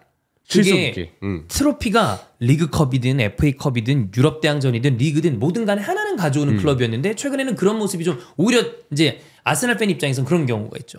축구는 예쁘게 잘해. 근데 결과가 없네. 그런 느낌이 강했던 게 아스날이라면 지금은 첼시가 과정을 어떻게 만들려는 거랑 별개로 나는 첼시가 이런 식으로 무기력하게 축구하는 거는 이게 계속 좀 뭔가 셀프 디스하는 것 같은데 아스날이 이런 경우가 많아요. 왜 안 덤비지? 가가지고 들이받기라도 하지. 근데 그것도 안 하니까 좀 짜증나는 그림이 어제는 첼시한테 나오더라.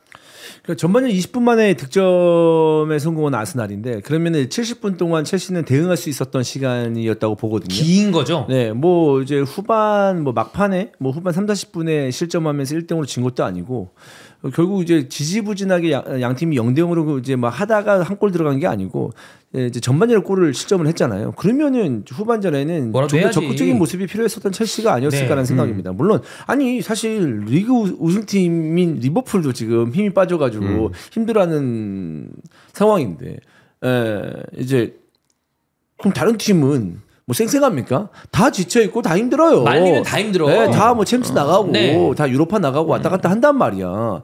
더 이제 찌질하면서 에너지틱한 모습을 보여줘야 되는데 결국 나는 어제와 아스날과 첼시의 에너지는 비슷하다고 봐요. 근데 왜 아스날은 뭐라고 안 하냐? 아스날 이기고 있잖아. 이겼잖아. 그러면은 평가가 달라질 수밖에 없어. 지는 팀이 아무것도 안 해? 성과죠 결국. 그게. 네. 그러니까 마지막에 마레스카가 팀버랑 악수하고 웃는 게 첼시 팬들한테는 안 입고 온 거죠. 뭐 하는 거야? 이렇게 보이죠. 그러니까 제가 봤을 때 이제 이 뉴스를 다시 한번 보고 장면을 다시 봤거든. 팀버가 넘어졌을 때 마레스카가 뭐라고 해요. 입 가리면서 뭐라고 하는지 모르겠어. 근데 뭐 이럴 수도 있어. 야 빨리 일어나 씨. 그럴 수도 있어. 야 시간 그만 끌어. 빨리 일어나. 엄살피지 뭐 이런 식으로 얘기할 수도 있는 거 아니야. 그러니까 팀버는 아저씨나 열심히 하세요. 더 열심히 해봐. 이런 식으로 한 거잖아 사실. 더 열심히 해봐. 그 그림이겠지. 더 해봐. 그렇게 했는데 거기서 갑자기 악수를 청하네. 근데 그 상황에서 악수를 안 해버리면 이거 좀 웃기지. 웃기잖아. 근데 그지같이 약간 좀 그 말 들으면서 악수를 할 수밖에 없는 마레스카가 그래서 마지막에 나는 표정이 되게 안 좋았다고 보거든. 마레스카가 악수 이후에. 네 하고 난 다음에. 그래서 우리가 그 얘기하지 않았나? 좀 빡쳐 보인다고. 약간 살짝 그 얘기했어.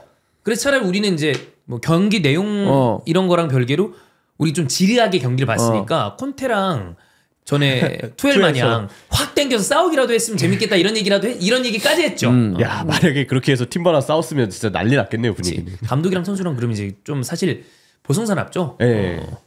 뭐 전술적인 아이디어를 얘기하는 것보다 뭐 그렇다고 해서 많은 골을 실점하거나 그런 건 아니었으니까. 그래서 그런 얘기를 하는 것보다 그냥 이 경기에 임하는 어떤 그 느낌이 별로 세게 와닿지 않았어요. 안 전투적이야. 네.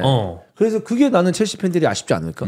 근데 이런 게 아마 레스터 시절부터 마레스카 감독을 봤던 분들이면 마레스카가 지난 시즌에도 후반부에 이렇게 힘없이 내려왔잖아요. 그래서 정말 압도적이었던 이리자리가 위협을 받았죠. 물론 마지막에 우승을 했지만 뒤쪽에 이제 후반부 때 다시 조금 올라오는 모습이 나와서 그나마 다행이었지. 작년 말이었나요? 첼시가 꽤 올라오는 순간이 있었어요. 야 스멀스멀 그래서 형도 이거 야 올라온다 막 그랬었잖아. 근데 그러다가 다시 이런 느낌이야. 박싱데이 기점으로 확 떨어졌죠. 그래서 좀 물론 뭐 마레스카 감독을 지금 당장 잘라야 되고 그런 느낌은 아닙니다만 첼시 팬들은 조금 마뜩찮은 부분이 있지 않을까라고 생각이 듭니다. 네. 자 그리고 어제 PL 기준으로는 오늘이구나. 가장 이제 마지막 경기가 레스터 대 맨유였는데 맨유가 시원하게 3대0으로 이겼습니다. 레스터도 그렇고 지금 사우스햄튼, 입스위치까지 울버햄튼도 최근에 또 이겼거든요. 세 팀이 공고해졌어요. 세 팀은 내려간다고 봐야 될 것 같아요. 강등권. 물론 이제 그건 있습니다. 레스터가 사실 우승 직전 시즌이었던 2014-15 시즌 때도 이거보다 더 안 좋았던 상황인데도 후반기 대단한 반등으로 자기를 해냈던 걸로 알고 있거든요. 저도 레스터 팬페이지에서 봤는데 근데 과연 지금 반니스텔로이 감독에게 이걸 기대할 수 있느냐로 봤을 때 어려운 건 맞아요. 근데 레스터가 그런 또 기적이 있었던 팀이니 혹시 모르지만 쉽진 않다. 그런 얘기를 하겠습니다. 맨유가 분위기가 약간 반등이 된 건지 지금 선수단의 구성이 부상자가 막 갑자기 돌아오고 그런 건 아니거든요. 근데 4경기에서 2승 2무고 최근 2경기 연달아 이겼고 호일은 어제 또 깔끔한 마무리 나왔고 그러다 보니까 분위기가 조금 올라오는 거 아니냐. 거기에서 지금 많이 얘기하는 게 아스날에서 넘어온 유망주 2명이 있습니다. 07년생 치도오베 마틴 공격수. 그다음에 수비수가 헤븐인데 얘는 06년생이거든요. 근데 지난번에도 보니까 나쁘지 않은데 전체적으로 좀 잘해주고 있습니다. 일단 헤븐이 교체 출전을 할 때도 그렇고 나올 때 계속 괜찮은 모습을 보여주고 있는 데다가 사실 센터백도 지금 맨체스터 유나이티드가 후방 빌드업을 할 때 제일 먼저 출발이 되는 게 센터백인데 이쪽에서부터의 빌드업이 좀 원활하게 풀리는 게 필요했었거든요. 리산드로가 빠진 뒤부터는 추구리루 선수도 부족했고 그죠? 다행히 이제 헤븐 선수가 뭐 센터백도 되고 사실 이 선수도 좀 멀티성이 있는 자원이라서 상황에 따라서는 여기저기 쓸 수 있는데 나올 때마다 괜찮은 활약을 보여주고 있어서 아마 추후에 스쿼드 멤버로는 충분히 비중을 늘릴 수 있지 않을까. 그런 부분들이 좀 많이 기대되는 선수죠. 근데 부상으로 나갔어. 근데 그런 거 좀 느껴지지 않아요? 저는 사실 이제 이전 얘기도 우리가 맨날 히든풋볼에서 하고 있지만 뭐 당연히 좋은 선수들을 재계약을 해야 되고 또 좋은 선수들을 영입을 해야 되는데 이제는 어느 정도의 빅클럽에 있는 팀, 그러니까 챔스권을 이제 그 경쟁하는 팀, 각 리그 다 마찬가지입니다. 이전에는 그래도 이런 선수가 튀어나왔네? 라는 그냥 느낌 정도였고 성장하는 거 봐야겠다라고 제 생각이 들지만 경기 수가 많아지고 또 계속 에너지를 계속 유지해야 됐을 때 돈으로 살 수 있는 선수로는 한계가 있는 거예요. 있어요. 더더욱 더. 그래서 지금 18, 19, 20살짜리가 진짜 정말 나는 이렇게 많이 뛰는 그 요 근래에 많이 뛰었던 어떤 그 시즌이라고 해야 되나? 별로 없었던 것 같거든요. 점점 약간 경향이 되는 것 같아요. 이게 아니면 안 된다.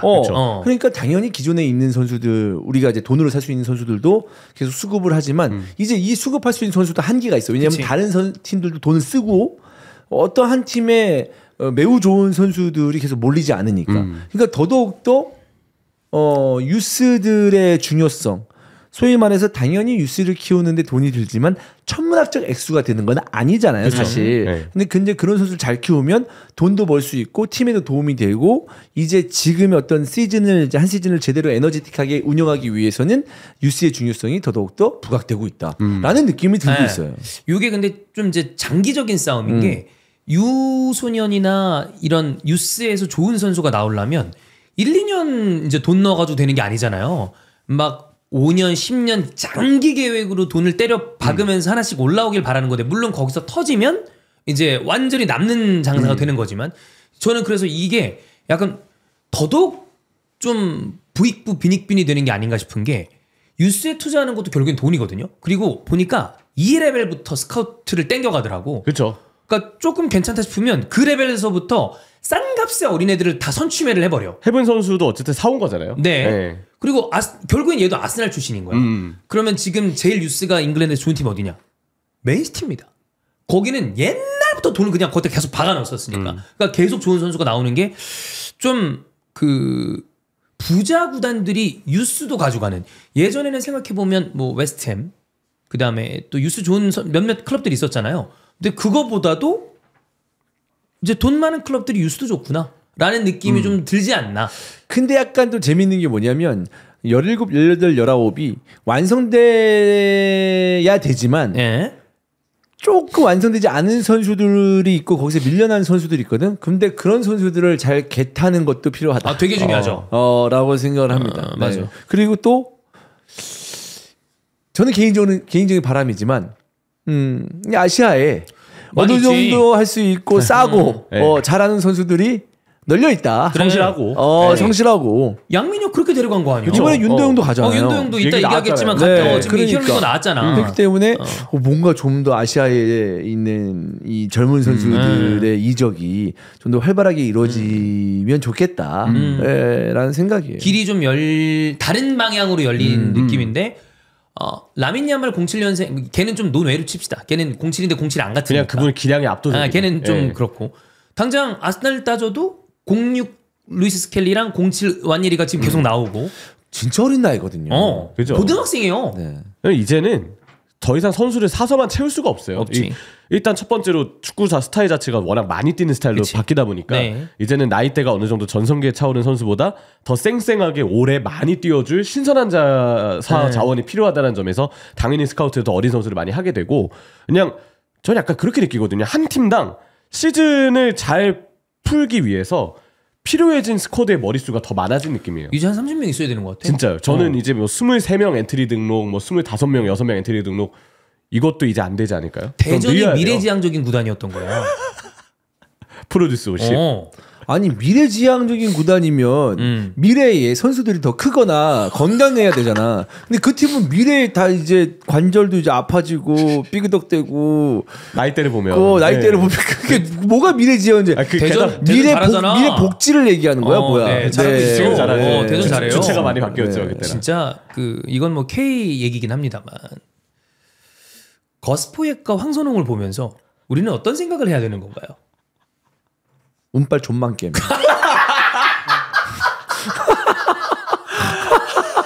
나는 그 주말 경기 결과를 본 다음에 우리가 거스포옙을 만나고 왔잖아.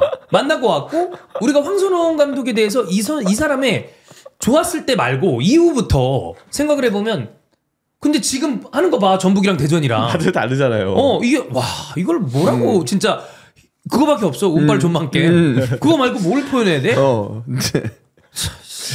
그렇습니다. 네. 인생 모릅니다. 진짜 모르죠. 네, 진짜 인생 모릅니다. 어쨌든 이 스쿼드 머릿수가 분명 더 늘어야 되는 게 맞고 근데 그거를 다 엄청난 돈을 주고 선수를 채울 수는 그럴 없잖아요. 수는 없죠. 그러니까 더 싼 선수 혹은 비용이 아예 안 드는 물론 이제 유스 투자에는 비용이 되겠지만 당장 선수를 콜업하는 데는 비용이 안 되잖아요. 그런 어린 선수들을 당연히 이제 여러 팀들이 더 찾을 수밖에 없다. 그래. 제가 봤을 때 이적 시장에 이제 선택을 받게 되는 평균적인 나이가 점점 어려질 거라고 봐요. 아니 어찌 보면 이게 뭐 보는 사람들의 축구를 보는 밀도랑 별개로 저는 이렇게 됐을 때 어린 선수와 중견 나이 때, 전성기 나이 때 그거 말고 우리가 요즘 또 이제 실버를 잘 봐야 되지 않겠습니까? 베테랑들. 베테랑들 중에서 싼 값인데 한 15분, 20분은 좀 떼어줄 수 있는 선수들한테 다시금 기회가 올 수도 있어요. 그럴 수 있죠. 네. 근데 물론 기량이 당연히 괜찮다라는 전제 아래 그런 선수들이면 포인트로 근데 또 좀 그 전체적인 기강도 좀 잡아줘야 된다. 그러면 괜찮은 선수들은 조금 더 커리어를 이어갈 수 있는 포인트가 생길 수도 있지 않나. 그치. 네. 뭐 좀 흐름이 빠르게 좀 바뀌는 게 아닌가라는 생각이 들어요. 진짜 저는 뭐 진짜 불과 한 2, 3년 전만 해도 05, 06? 그러니까 그 나이 때 그러니까 19살, 18 있었죠. 있지. 예, 옛날에 특출난 가끔 그런 한두 선수 명. 진짜 있었는데 요즘 각 팀마다 있어. 다 있어. 정말 각 팀마다 한 두어 있어요. 명씩은 안 나오는 팀이 없어요. 옛날에는 각 팀마다 이렇게 있지 않았었어요. 없었죠. 예, 근데 각 팀마다 있고 자주 나오고 그리고 잘하고. 그렇기 때문에 확실히 흐름이 바뀌었다. 예, 라는 걸 원래 볼 수가 이 나이 때면 e스포츠에서 전성기 나이 때 선수들이거든. 이때 우승 트로피 많다는 게 18, 19 아니야. 손가락이 빠르니까. 그 피지컬로. 네. 근데 이제 실제 몸을 움직이는 우리가 알고 있는 기존 스포츠에서도 이런 선수들이 눈에 띄니까 그런 게 있는 것 같아요. 그러니까 저는 제일 큰 게 확실히 이제 과학적인 그렇지. 그 트레이닝 플러스 전 제일 큰 게 이제 멘탈. 그거 중요하죠. 애들을 애들로 키우지 않는다. 그러니까 지금 고등학교 정도 나이 때면은 제가 사실 몇 년 전부터 얘기를 했잖아요. 저는 제가 가장 아쉬운 게 멘탈이거든요. 그러니까 당연히 실력적으로도 부족했겠죠. 근데 저는 이 고등학교 때 학생이니까. 그래, 그냥 고등학생인 거야. 그런 게 저를 좀 뭐 어떻게 본다면은 좀 유약하게 좀 나이브하게 만드는 거지. 안주하게 만들고. 아직 고등학생인데 그리고 대학 올라가면 대학생 그래. 선수인데 축구 선수인데 대학생이니까 아직 젊잖아. 이런 느낌이 날 수밖에 없단 말이야. 사실 늦은 건데. 그렇지. 지금에 보면은. 그래서 지금 중학교에서 고등학교 올라가면 사실 프로 의식을 많이 심어줘야 되고 가장 착각하는 게 뭐냐면 야 프로 의식을 가져 한단 말이야. 근데 집에서는 애 취급해. 안 돼. 프로 대우 해줘야 돼. 대우도 해주고 의무도 하게 하고. 프로니까 프로 대접해가지고 우쭈쭈쭈를 하는 게 아니고 말고.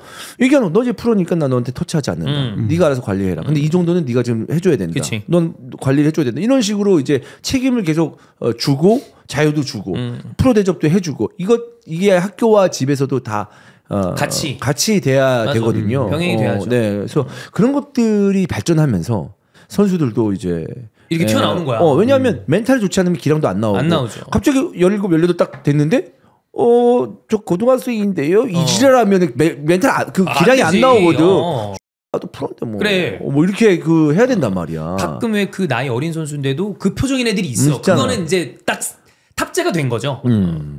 어쨌든 저는 오비마티는 모르겠는데 헤븐은 보니까 괜찮게 하더라고요. 뭐 아스날에서 나가서 이제 맨유 선수이긴 합니다만 부상은 크지 않았으면 좋겠고 왜냐면 어린 선수를 부상당하면 그게 데미지가 크니까. 맨유가 유독 올 시즌 부상이 많아요. 부상이 많아요. 네. 그래서 그런 불운이 좀 안 따랐으면 좋겠고 제가 알기로 이 선수 그 겨울에 이적될 때 수비형 미드필더도 볼 수 있다고 프로필에 소개가 됐거든요. 멀티예요. 네. 아마 지금 맨유의 코어 라인의 힘이 부족한 상황에서 되게 요긴한 자원으로 성장할 수 있지 않을까 기대가 많이 됩니다. 나는 헤븐 얘기할 때마다 조성모가 계속 생각나가지고. 조성모의 헤븐, 투 헤븐. 그리고 투 헤븐. 또 이어서 이제 축구 선수니까 고종수가 생각나서 계속 좀 그게 이어집니다. 헤븐 볼 때마다. 고종수는 왜? 이전에 아주 오래전 올스타전 때 2000년대 이제 조성모가 투헤븐을 이끌었을 때 하프타임 끝나고 이제 조성모가 동그란 약간 탁자 크기의 무대 올라가지고 투헤븐을 불렀거든요. 올스타전 때요? 네, 올스타전 때. 괜찮은 고민 어떻게 지내는 거야? 네. 고종수한테 맞아 그러다가. 그 얘기 한 100번 들었습니다. 네. 비와도 내리면 구름 뒤에 숨어서 네가 울고 있는 진짜 인기 많았었는데 조매실. 조성모? 조매실. 그때 조성모랑 더불어서 이동국, 안정환, 고종수는 트리오. 트로이칸이야. 트로이칸. K리그 트로이칸. 미쳤었죠, 사실. 네. 조성모 노래 지금 들어도 불멸의 사람. 잘했어. 아시나요? 네. 잘했어. 그리고 얼굴에 매력이 좀 다양하게 좀 있어가지고 귀여움도 있었고. 그치. 네. 이제 매실 광고. 매실 광고. 그리고 이미지를 벗기 위해서 시도했던 빠라바빠빠빠 이게 아니요, 그건 매실 광고 이후 빠라바빠 이후. 그 빠라바빠는 좀 일찍 나왔어. 생각보다 앞이에요. 그래요? 근데 이제 그게 좀 특이하게 이 자켓을 흔드는 것 때문에 바람 빡 날리면서. 잘못 알고 있었다. 왜냐하면 이게 조성모에게 잠깐 하자면 그 괜찮은 거니 그거 하다가 갑자기 가죽 자켓 입고 그 노래를 불렀단 말이야. 그랬구나. 그때 내가 아니야 이러면서 네. 다짐이죠 노래. 다짐. 다짐. 네. 그때 가죽 자켓 많이 팔렸어요. 그 중에 저도 한 명이었고요. 이거 했나요? 당연히 했죠. 네. 빠라바빠빠빠. 막 그 입고 다니면서 막 노래방 간다 그럼 무조건 했죠. 네. 그때 내가 아니야 그때 이러면서. 몇 살이었죠? 그때 20살인가 21살인가 했었죠. 축구 선수 할 때 아닙니까? 그럴 때였을 것 같아요. 여러분 여기서 멘탈이 중요합니다. 아까도 얘기했지만 누구는 공 차고 있을 때 저는 이제 빠라바라빠빠빠빠 이러고 있어요. 네. 여러분 그렇게 하다가도 또 오디션에서 1등하고 그렇죠. 인생이 어떻게 풀릴지. 근데 그건 있습니다. 제가 항상 주원 형한테 우리가 얘기하지만 단 한순간도 허투루 살지 않았다. 가만히 있지 않으셨다. 가만히 있는 사람이 아니거든요. 아니에요, 절대 뭐라도 아니에요. 해요. 뭘 하십니다. 그러니까 일이 벌어지는 거지. 안 하고 가만히 있고 집에 있는다? 아무것도 안 일어납니다. 그렇습니다. 예. 그래도 어떻게든 하려고 가죽 잠바 입고 이거 하러 나간 거 아니야. 이것도 한 거예요. 예.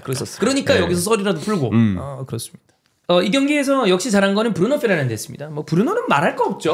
그냥 뭐. 지금 이거 사람들이 얘기하잖아. 맨체스터 유나이티드의 맨체스터 유나이티를 담당하고 있다. 득 빼고 다다. 팀 상황이 좋았으면 더 브루노의 각광을 네. 뭐 원래도 각광 받았지만 더 올랐을 선수인데요, 사실. 최근 7경기에 공격 포인트 10개, 7골 3개 도움이고 뭐 이 선수 말할 거는 없죠. 네. 그러니까 저는 이런 게 있는 것 같아요. 그러니까 지금 설사 부진하다고 하더라도 이게 내후년 부진하다고 하더라도 그 비판의 강도라는 게 있잖아요. 프로 선수는 비판에서 자유로울 수 없어요. 없죠. 사실 매 경기 평가를 받는 선수이기 때문에. 메시도 비판받을 때가 있는데. 네. 근데 이해도의 측면을 봤을 때, 그렇구나. 또 나이를 감안했을 때, 그렇구나.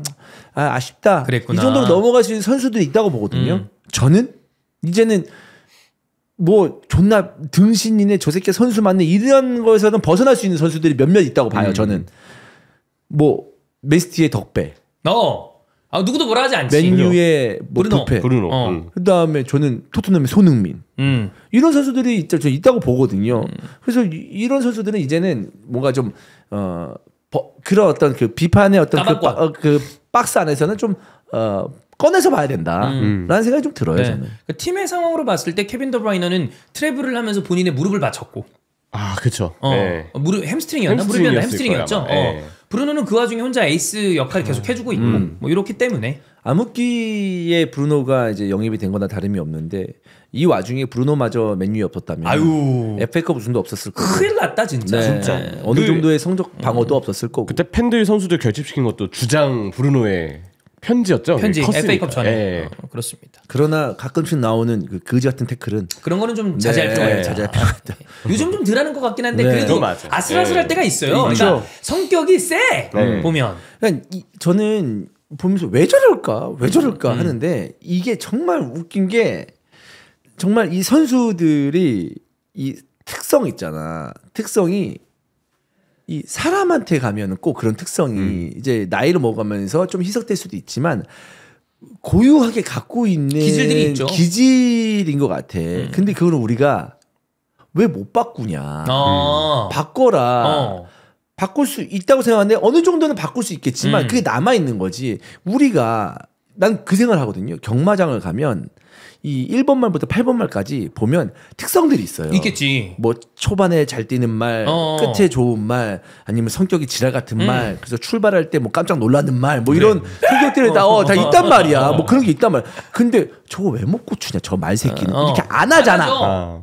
동물이기 때문에. 그래. 근데 이 내가 브루노 페르난데스 보고 동물이라는 건 아니고 그런 기질이 전 슬기하고 원이라고 계속 얘기를 해보잖아요. 안 된대.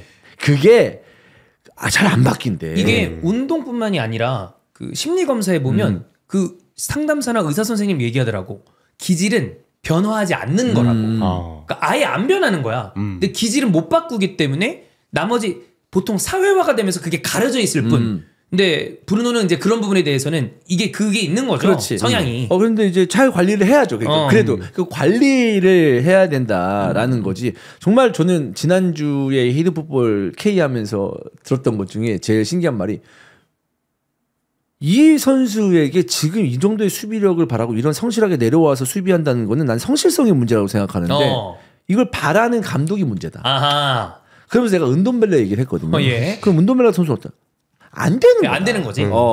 그 선수의 그런 걸 바라면 안 된. 욕하는 것 자체가 안 되는 거다. 안 뜯기려면 안 뜯기고 얘를 뜯기려면 그걸 커버할 수 있는 선수를 옆에 두든지 전술적으로 어떤 대안을 마련하든지 해야 된다라고 했을 때 이게 안 되는구나. 그걸 또 빨리 파악해야 되는구나. 라는 생각이 들었어요. 문선 누나였나요? 언제 그 얘기 한 적 있었는데 나는 다를 거라는 오만. 감독들이 나를 바꿀 수 있다는 오만. 그 다음에 나는 쟤를 바꿀 수 있다는 교만. 그것이 본인을 이혼으로 가게 만들었다. 저도 제 스스로를 돌아봤을 때 참 안 바뀌는 몇 가지들이 있는 것 같아요. 이게 그 나쁜 버릇이든 좋은 버릇이든.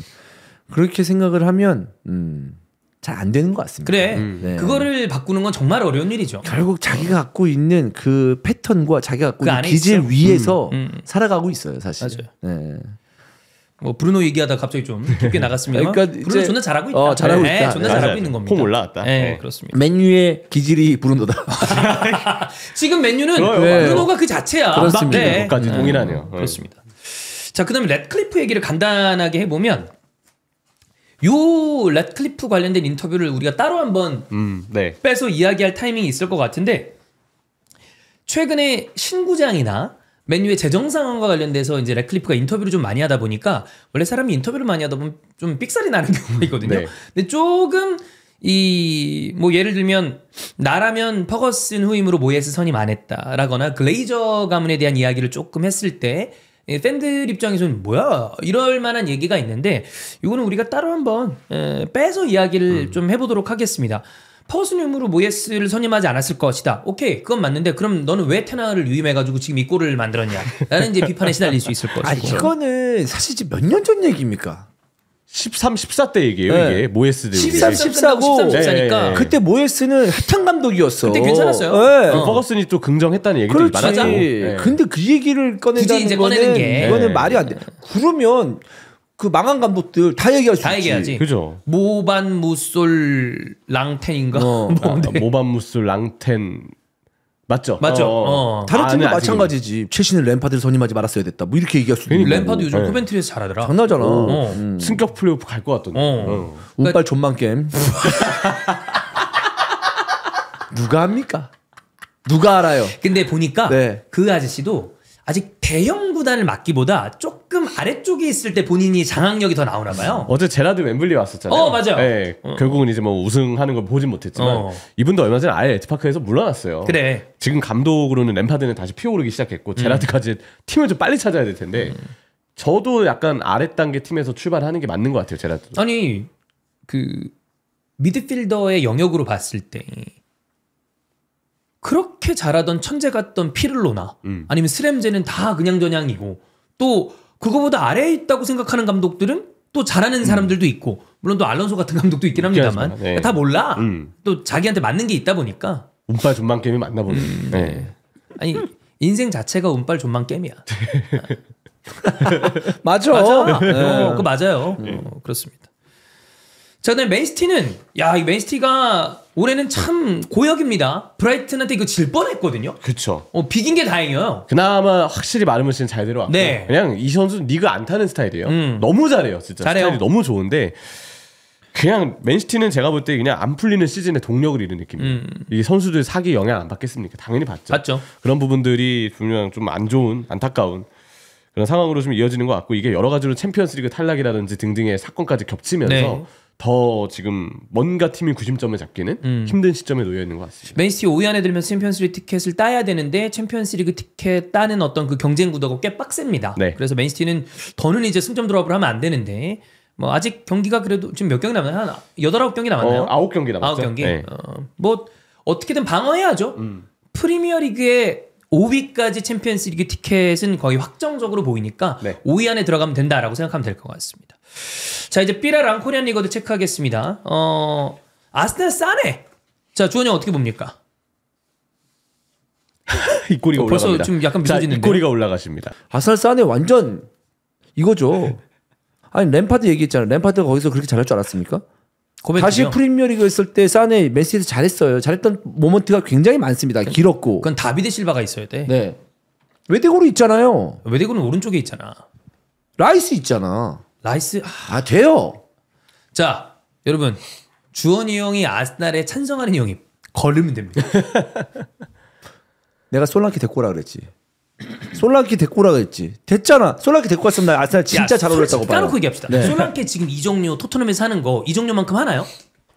저는 아깝진 않다고. 물론 부상도 있고 하지만 지금 토트넘에서 그 정도 퍼포먼스면 다른 팀 갔으면 더 잘했을 거다. 그 이적료는 채웠을 거다라고 충분히 유추가 가능하죠. 유추만 되는 거 아니야? 유추가 가능하죠. 그러니까 아예 이상한 소리는 아니었다. 내가 솔랑키 무조건 아스날 데리고 와야 된다. 아예 이상한 소리는 아니다. 솔직히 말해서 솔랑키 그때 영입하라 그랬을 때 뭘 바랬습니까? 저요? 솔직하게 얘기했어요. 솔직하게요? 네. 벽돌 바랬잖아요. 맞잖아. 저는 그 얘기할 수 없습니다. 생각해보니까 벽돌이었죠. 이걸 기억을 못했어요. 시즌 전체 한 골. 그냥 원히트 원더였네. 아깝다 운빨 존망겜.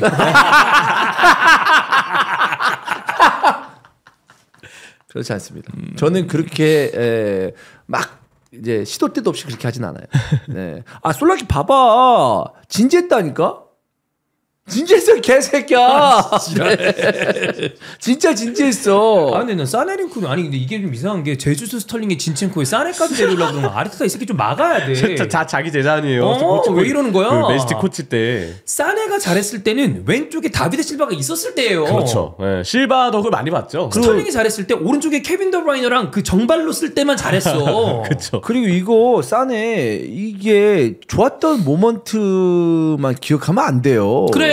지금의 그 미넨 경기를 철저하게 보고 그리고 자기가 뭐 쓰면 아까 얘기했잖아 잘 쓸 수 있을 거라는 그런 생각을 좀 버려야 돼. 교만이야. 안 돼. 남이 안 되는 거면 여기도 안 될 수가 있어요. 저는 그 마인드를 좀 잘 생각해야 되는 게 뭐냐면 본인이 진짜 아주 대단한 뭐 기술자라고 해도 사실 이미 망가진 거는 안 될 수가 있거든요. 그럼요. 네. 나는 그런 선수를 피해가는 게 기술이라고 봅니다. 그럴 수도 있지. 그게 기술이야. 그러니까 만약에 예를 들어 사네를 사카와 오른쪽 서브로 쓴다고 하면 그래도 고주급이야. FA면 고주급이. 이거는 나는 좀 이해가 안 가요. 네. 지금 바이에른 뮌헨 팬분들이 기다렸던 재계약은 다 됐거든요. 네. 키미도 됐고 노이어 연장 됐고 키미 됐고 무시알라 됐고 뭐 그전에 폰지도 잡았고 알폰스 데비스 됐고 그리고 딱 하나 한 명의 여름만 다르죠. 싸는 제발 하지 마라. 제발 싸는 안 된다. 주급을 낮추는 한이 있더라도 안 된다. 안 됩니다. 바이에른 팬분들은 많이 이 선수의 단점을 아니까 사네가 그나마 요즘 폼이 사네 치고 괜찮은 거라고 생각해요. 저는. 근데 막 이적하면 또 어떻게 될지 모르긴 해. 뭐 모든 게 그렇지. 모든 게 그렇지. 와보면 진짜. 달라질 수도 있다라는 건 가능성은 있는 거니까. 근데 너무 기복이 심해요. 마르틴 레브는 낫지 않을까요? 난 마르틴 레브는 낫다고 본다. 근데 이게 우리 그래도 두 경기 중 한 번은 긁힌 날 있잖아, 사내는. 그런 거 있잖아. 누구보다 낫다라고 데려오면 안 되는 거 아니야. 누구보다 낫다라고 데리고 와야지. 확실하게 나은 애를 데려와야지. 말티보다 낫다고 데려오면 그거는 거기서 내가 봐서 업그레이드야. 그나마 낫다가 업을 해야 될 거 아니에요. 업이야 말티보다. 말티보다는 업이지. 근데 얘는 나이도 많아 이제. 몇 살인데? 요즘 뭐 그 나이가 뭐 그 요즘 나이인가? 싸네 이제는 96 아니야 싸네? 96이 몇 살인데? 옛날 환갑하고 요즘 환갑 달라요. 96이고요. 29에. 그래. 안 돼. 1월생이어서 저기 지났네요, 생일이. 빠른이네, 더군다나. 맞네요. 사실상 95야, 그러면. 1월 11일생. 30이야, 안 돼. 30을 데려와. 빠따는 마르티넬보다 낫죠. 빠따는. 빠따뿐만 아니라 여러 가지 어떤 그 캐리하는 능력은 있어요. 베르타 아틀레티코 마드리드에 있었던 그 디렉터가 지금 아스날에 가서 일을 지금 이제 할 거 아니에요. 아르테타 아가리부터 막아야 됩니다. 이적 시장에서 아르테타는 뭘 못 움직이게 해야 돼요. 본인이 썼던 선수 아니면 바스크 애들만 데려오려고 그러잖아. 네. 아무튼 저는 개인적으로 사네 뭐 마르티넬리의 대체자 느낌 내지는 어쨌든 그 측면을 좀 맡아야 된다. 경험하는 선수가 필요하다라고 봤을 때 저는 찬성입니다. 진지하게. 네. 자, 추맨이 찬성한다. 믿고 거르자. 네. 자, 그다음에 바르셀로나와 루이스 디아스 링크가 좀 있습니다. 이게 객관적으로 봐도 찬성입니다. 네. 자, 왜 찬성이요? 전 리버풀 진짜 팬이니까 나가야지. 왜 루이스 디아스는 괜찮지 않아? 리버풀 팬들이 루이스 디아스 여론 안 좋아요. 네. 이 정도면 그래도 좀 나는 나쁘지 않다고 보는데. 나는 내가 만약에 아스날 팬인데 루이스 디아스 정도의 활약을 지금 하고 있다. 나도 나가라 그럴 거야. 그래? 나는 판매할 기회가 있다면 판매를 한다. 윙에서 경쟁력이 너무 없어. 떨어져. 최전방 제로톱도 중반에 잠깐 잘했다가 잠깐 좋았지. 읽혔죠 이제. 근데 얘 다음 그럼 누구야? 그럼 뭐 리버풀은 새롭게 영입을 해야 된다. 네, 그렇죠. 새로 영입 필요하죠. 리버풀도 좀 그치. 바꿔줘야 네. 될 선수가 있어. 공격 리프레시가 필요해요. 네. 네. 그런 면에서 보면은 데쿠의 관심, 축자라의 데쿠 선생님이 한 거라면 바르셀로나는 군말 않고 무조건 따라야 한다. 근데 만약에 이 종류라도 크게 발생한다. 그럼 괜찮지. 너무 좋죠. 네. 네. 그렇습니다. 그 다음에 윌리엄 살리바가 아스날에 잔류하고 싶다라는 쪽에 얘기를 했다고 합니다. 좋아요. 그래서 마음이 안 흔들리고. 근데 진짜 모릅니다. 예. 저도 아노드가 계속 있을 줄 알았어요. 예. 레알 만나고 난 다음에 마음이 어떻게 흔들릴지 모르나. 저는 살리바가 근데 아스날과 의리를 계속 지킬 거라고 그냥 제 개인적으로 예상이 돼요. 이 선수가 아스날에 쭉 와서 그 어떤 임대도 갔다 오고 개인사도 있었고 이런 배경들 아스날이 배려해 준 것도 생각하면 다른 선수는 몰라도 살리바는 조금 다르지 않을까. 제가 봤을 때 요즘에 살리바가 실수를 좀 합니다. 레알 마드리드에 맞는 수비수 레알급은 코나테다. 코나테 정도는 돼야 이제 레알에 가지. 살리바는 요즘 보니까 미스가 많아요. 코네타 레알 괜찮나요? 괜찮은 리가 있나요? 콴사라고 있어요. 예. 코나테는 파리 생제르맹 링크도 있고. 네, 맞아요. 코나테는 프랑스 선수니까 아무래도 그쪽 링크도 아니고 재계약이 코나테도 늦어지고 있어요. 물론 살라나 반다이크처럼 당장 뭐 올해 여름에 계약 만료 이런 건 아니지만 아직 기간이 좀 있긴 한데 그래도 지금 시점에 재계약 소식이 들려와야 되거든요. 그렇습니다. 선수단 재계약이 지금 너무 미뤄지고 있는 지금 리버풀이라 답답하죠. 네. 자, 요 정도 간단하게 이적설 받고 코리안 리거들을 말했는데 그 얘기 먼저 할까요? 윤도영. 윤도영. 브라이튼 이적이 확실시 돼 보이죠? 네. 일단은 너무 좋은 팀에 가는 것 같아요. 브라이튼은 실제로 정말 스카우트망이 상당히 잘 대단히 좋다고 알려져 있죠. 대륙별로 잘 되는 팀이고 사실 그동안 아시아도 물론 픽을 했지만 미토마처럼 남미의 유망주들을 진짜 알려지지 않은 유망주들을 잘 발굴해서 어떻게든 키워내고 끌어올린 게 그동안 브라이튼의 이 성장 시스템이었거든요. 아니 비수마 카이세도 이런 선수들 뭐 비수마 요즘에 안 좋다지만 브라이튼 때 잘했어요. 그렇죠. 뭐 부상당하기 전까지만 해도 사실 미드필더들 중에서도 아르헨티나 선수도 좋은 선수들 많고 했었으니까. 근데 윤도영 선수도 분명 눈에 들어올 만한 재능을 맞죠. 드리블이나 어떤 볼 간수 능력 측면에서의 능력들을 봤을 때 저는 지난 시즌에 그 마사 여기에 이제 최건주 왼쪽 여기에 오른쪽에 윤도영 딱 세워가지고 공격 이렇게 쭉 있겠대. 김준범이나 마사가 투톱 다 세워서 그 기동력 있는 4명 공격이 진짜 보는 재미가 쏠쏠했는데 윤도영이 06이죠? 네. 양민혁이랑 동갑 아니야? 근데 형 아까 얘기했지만 요 나이에 좀 빅리그들 일찌감치 진출하는 거 되게 괜찮은데 그래. 뭐가 하나 약간 뚫린 것 같아. 딱 루트가 하나 생긴 다음에 잘 가는 것 같아요. 아주 좋죠. 그리고 사실 뭐 우리나라는 이제 군대 문제가 있긴 그치. 하지만 뭐 그 전에 일단 데리고 와가지고 쓰고 군대 보내고 네 그렇게 하는 거지 뭐. 나중에 뭐 아시안 게임이나 그 사이에 또 해결이 될 수도 있는 거예요. 그러니까. 네. 그래서 저는 뭐 아직 오피셜은 아닌데 로마노가 띄운 거 보면 오피셜 날 것 같아요. 잘했으면 좋겠다. 그리고 브라이튼이라는 팀 자체가 팀을 운영하는 기조가 꽤 좋아서 그리고 구단의 어떤 그 아멕스 스타디움도 그렇고 좀 투자가 많이 이루어지는 팀이니까 좋다고 봅니다. 자, 그다음에 김민재는 지금 아킬레스 부상으로 이제 휴식을 갖기 시작했습니다. 대표팀에서도 나왔고요. 일단은 이번 경기를 포함해서 아마 인테리전 복귀를 목표로 하고 남은 리그 일정들도 일단 인테리전 이전까지 뛰지 않을 것 같아요. 콤파니 감독이 실제로 인터뷰를 통해서 남겼고 김민재 선수가 이제 부상을 당한 게 아니고 원래도 부상이 계속 있었어요. 네.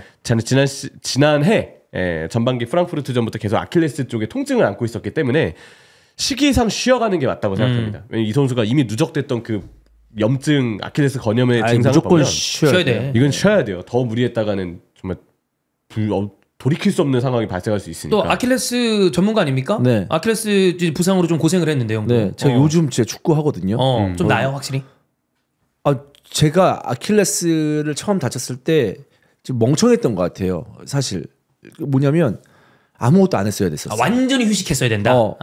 그래서 약간 좀 뭐가 있고 했을 때 좀 난다 그러면은 살짝 이제 해보고 근데 또 아니 다시 해본데 운동한다는 게 강화 훈련했어. 나름대로 종아리하고 이렇게 계속 달고 있는 거야. 조금 나아진 거 같은데 계속 달고 있었는데 완전히 쉬는 게 나았었구나. 네, 참 이게 아이러니하게도 이제 지난해에 약간의 어떤 그 사건이 있었지 않습니까? 이스타 TV에. 네. 그러면서 제가 뭐 골프 연습, 헬스 뭐 이런 거 좀 스탑했잖아. 다 안 했어요. 네. 한 2개월.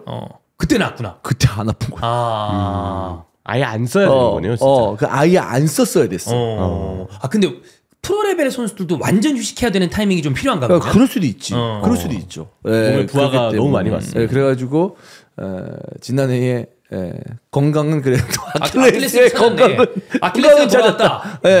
신기하더라고. 아예 안 하니까. 그럼 요즘에는 형 그 축구할 때 문제 없어? 거의 0에 수렴합니다. 오, 다행이네. 거의 없습니다. 거의 없죠. 거의 이제 완치됐습니다. 제가 이제 주원이 형이 대지리 가리는 수루 패스를 할 때 현장에 있었거든요. 모두가 감탄하는 와 역시 다르다. 그런 대단한 시야와 패스 능력을 보여주셨었어요. 요즘 수빈이한테 계속 연락 와. 형 나와라. 나와달라고. 오늘도 올라왔는데 형 네. 오늘 나올 수 있으니까 제가 오늘 잠을 못 자서 나갈까 말까 고민하는데 어제는 나간다고 했어요. 수빈이가 그럼 이겼다 이러는 거야. 진짜 다르다. 그러니까 나도 요즘 느끼는 게 어쨌든 살 좀 뺐고 그다음에 안 아프니까 아마추어 레벨에서는 이 나이에 비해서는 그래도 그냥 사람들이 그래도 형 좀 차네요라는 얘기를 오랜만에 듣습니다. 요즘은 이 얘기를 듣는 순간 그럼 이제 하나밖에 안 남는 거거든요. 제가 이제 지인 중에 한 명이 내가 본 선수들 중에 축구를 제일 못한다. 얘기 들었던 사람 2명 중에 주원 형이 빠지면 하나 남아요. 강성주.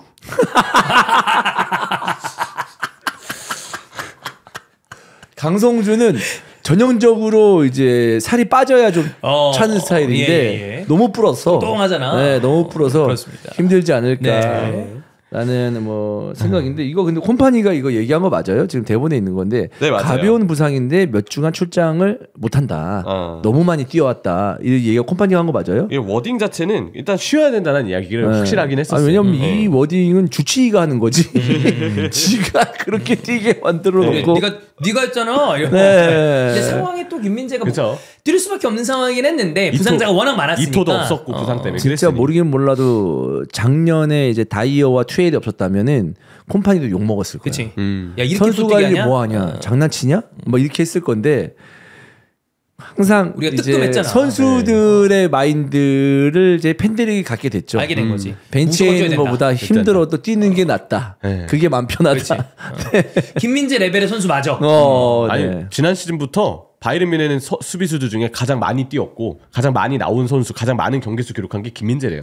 한때 잠깐 미어 있어서 우리가 걱정을 많이 했는데 걱정했죠. 이젠 걱정할 필요가 없다. 네. 걱정할 건 이제 뮌헨과 레버쿠젠의 승점 차입니다. 어제 레버쿠젠이 슈투트가르트하고 80분대 후반이랑 94분에 슈크가 또 골을 넣어서 레버쿠젠이 이겼어요. 그러니까 난 지는 줄 알았어. 3대2, 3대4가 돼서 이게 알론소 팀도 90분 이후부터가 몰라. 지난 시즌에도 슈투트가르트 상대로 극장골 넣었거든요. 네. 지금 6점 차입니다. 8점 차는 여유가 좀 있는데 6점 6점은 차는 좀 모르죠. 진짜 모르죠. 물론 뭐 네. 경기 수가 그래도 분데스가 좀 적어서 뭐 그렇긴 합니다만. 네. 재밌어졌습니다.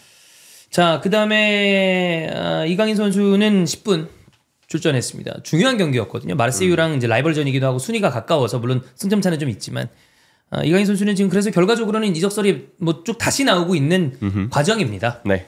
기다려야죠. 네. 네. 봐야 됩니다.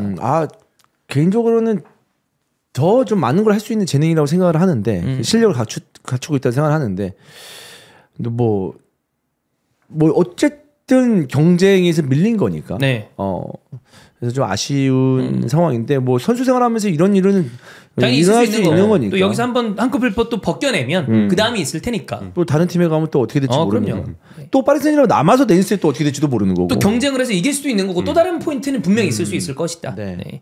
자, 그다음에 양현준과 오현규를 보면 양현준이 기점이 되는 이 플레이를 했는데 중요한 건 이제 올드팜 더비에서 졌습니다, 셀틱이. 이건 좀 셀틱 입장에서 굴욕적인 예. 결과죠. 왜냐면 라이벌전 패배가 다른 것보다도 가장 그죠? 이 팬들이 감정이 상해하는 소식이라서.